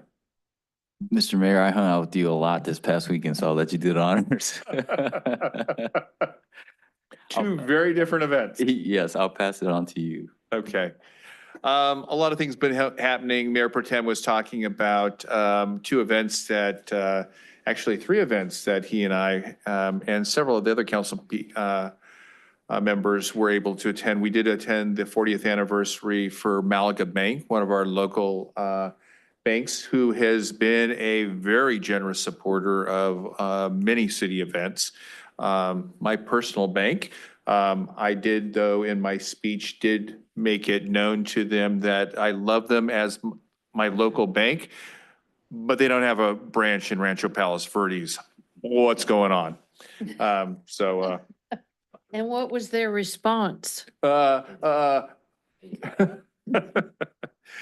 we'll see. Then Mayor Pro Tem Sam and I did have the pleasure of going to Soleado on Saturday the 15th for the Indian Holi Festival, which is the festival of colors, marking the beginning of spring. I'd seen it on TV. I had seen it in pictures, and this was the first time I ever had the opportunity to get absolutely covered in multicolored chalk. Both the Mayor Pro Tem and I, the next morning, when we woke up, we had a similar, totally separately though, had a similar event happen where we went to scratch our ear and there was like blue and green and pink. It was a great time at Soleado, and the Indian community was very gracious in inviting Mayor Pro Tem and I in to do that. Then we turned around on Sunday and was able to go to the Persian New Year Festival up at Ridgecrest, which was from the outdoor throwing of colors to much more of an indoor bazaar. Once again, they forced us to eat, which was, the food was phenomenal. They had a barbecue in the back, and they kept giving us more and more food. But really great to see two different cultures celebrating spring. That was pretty exciting. Then we did have the opportunity today to take out the vice commander for the Space Delta 3, which is the Air Base wing at LA Air Force Base, to tour some of the local history for the Air Force. And we took them into the Nike missile sites. We also took them into Battery Barns, which was a World War II coastal defense site. Gave them a tour of both of those, as well as the LA Coast Guard, the deputy commander for LA Long Beach, and the head of their civil engineering group were both along on the tour, and we explained some of the vision that we had for the use of the Battery Barns bunker complex, and they seemed to be very positive that the Coast Guard was not going to have any use for it and would be supportive of turning it over to another public entity. So that was very encouraging. We did talk a little bit about the Point Vicente Lighthouse as well, and they're working through the process of what's going to go on with the Point Vicente Lighthouse in the long term. So the two things together was a really great opportunity. I know Councilman Peristam had never been in Battery Barns. It's always interesting. It's 5,000 square feet of stuff. And you can really get kind of a vision of what things were like in the coastal defense era during World War II. And then we were able to explain what the Nike Ajax program was, which was part of the Cold War ballistic missile defense program, where there were, I believe, 23 or 24 Nike missile sites that ringed the LA basin in the late 50s, 60s, and into the early 70s. So that was very, very cool as well. So other than that, we haven't been doing anything. And now? Mr. Mayor? So with that, I will move that we adjourn. Mr. Mayor, are we going to recess back to closed session? Oh, or are you not recessed? adjourn. I meant recess. Thank you. Thank you. Recess back to closed session. And then for those of you that want to stick around, we'll be back in probably about 30 minutes. So I would assume we'll be back about 10:30. But as we move our way to closed session, I believe some of us will take a slight detour. 5-minute break. So we are on recess to closed session.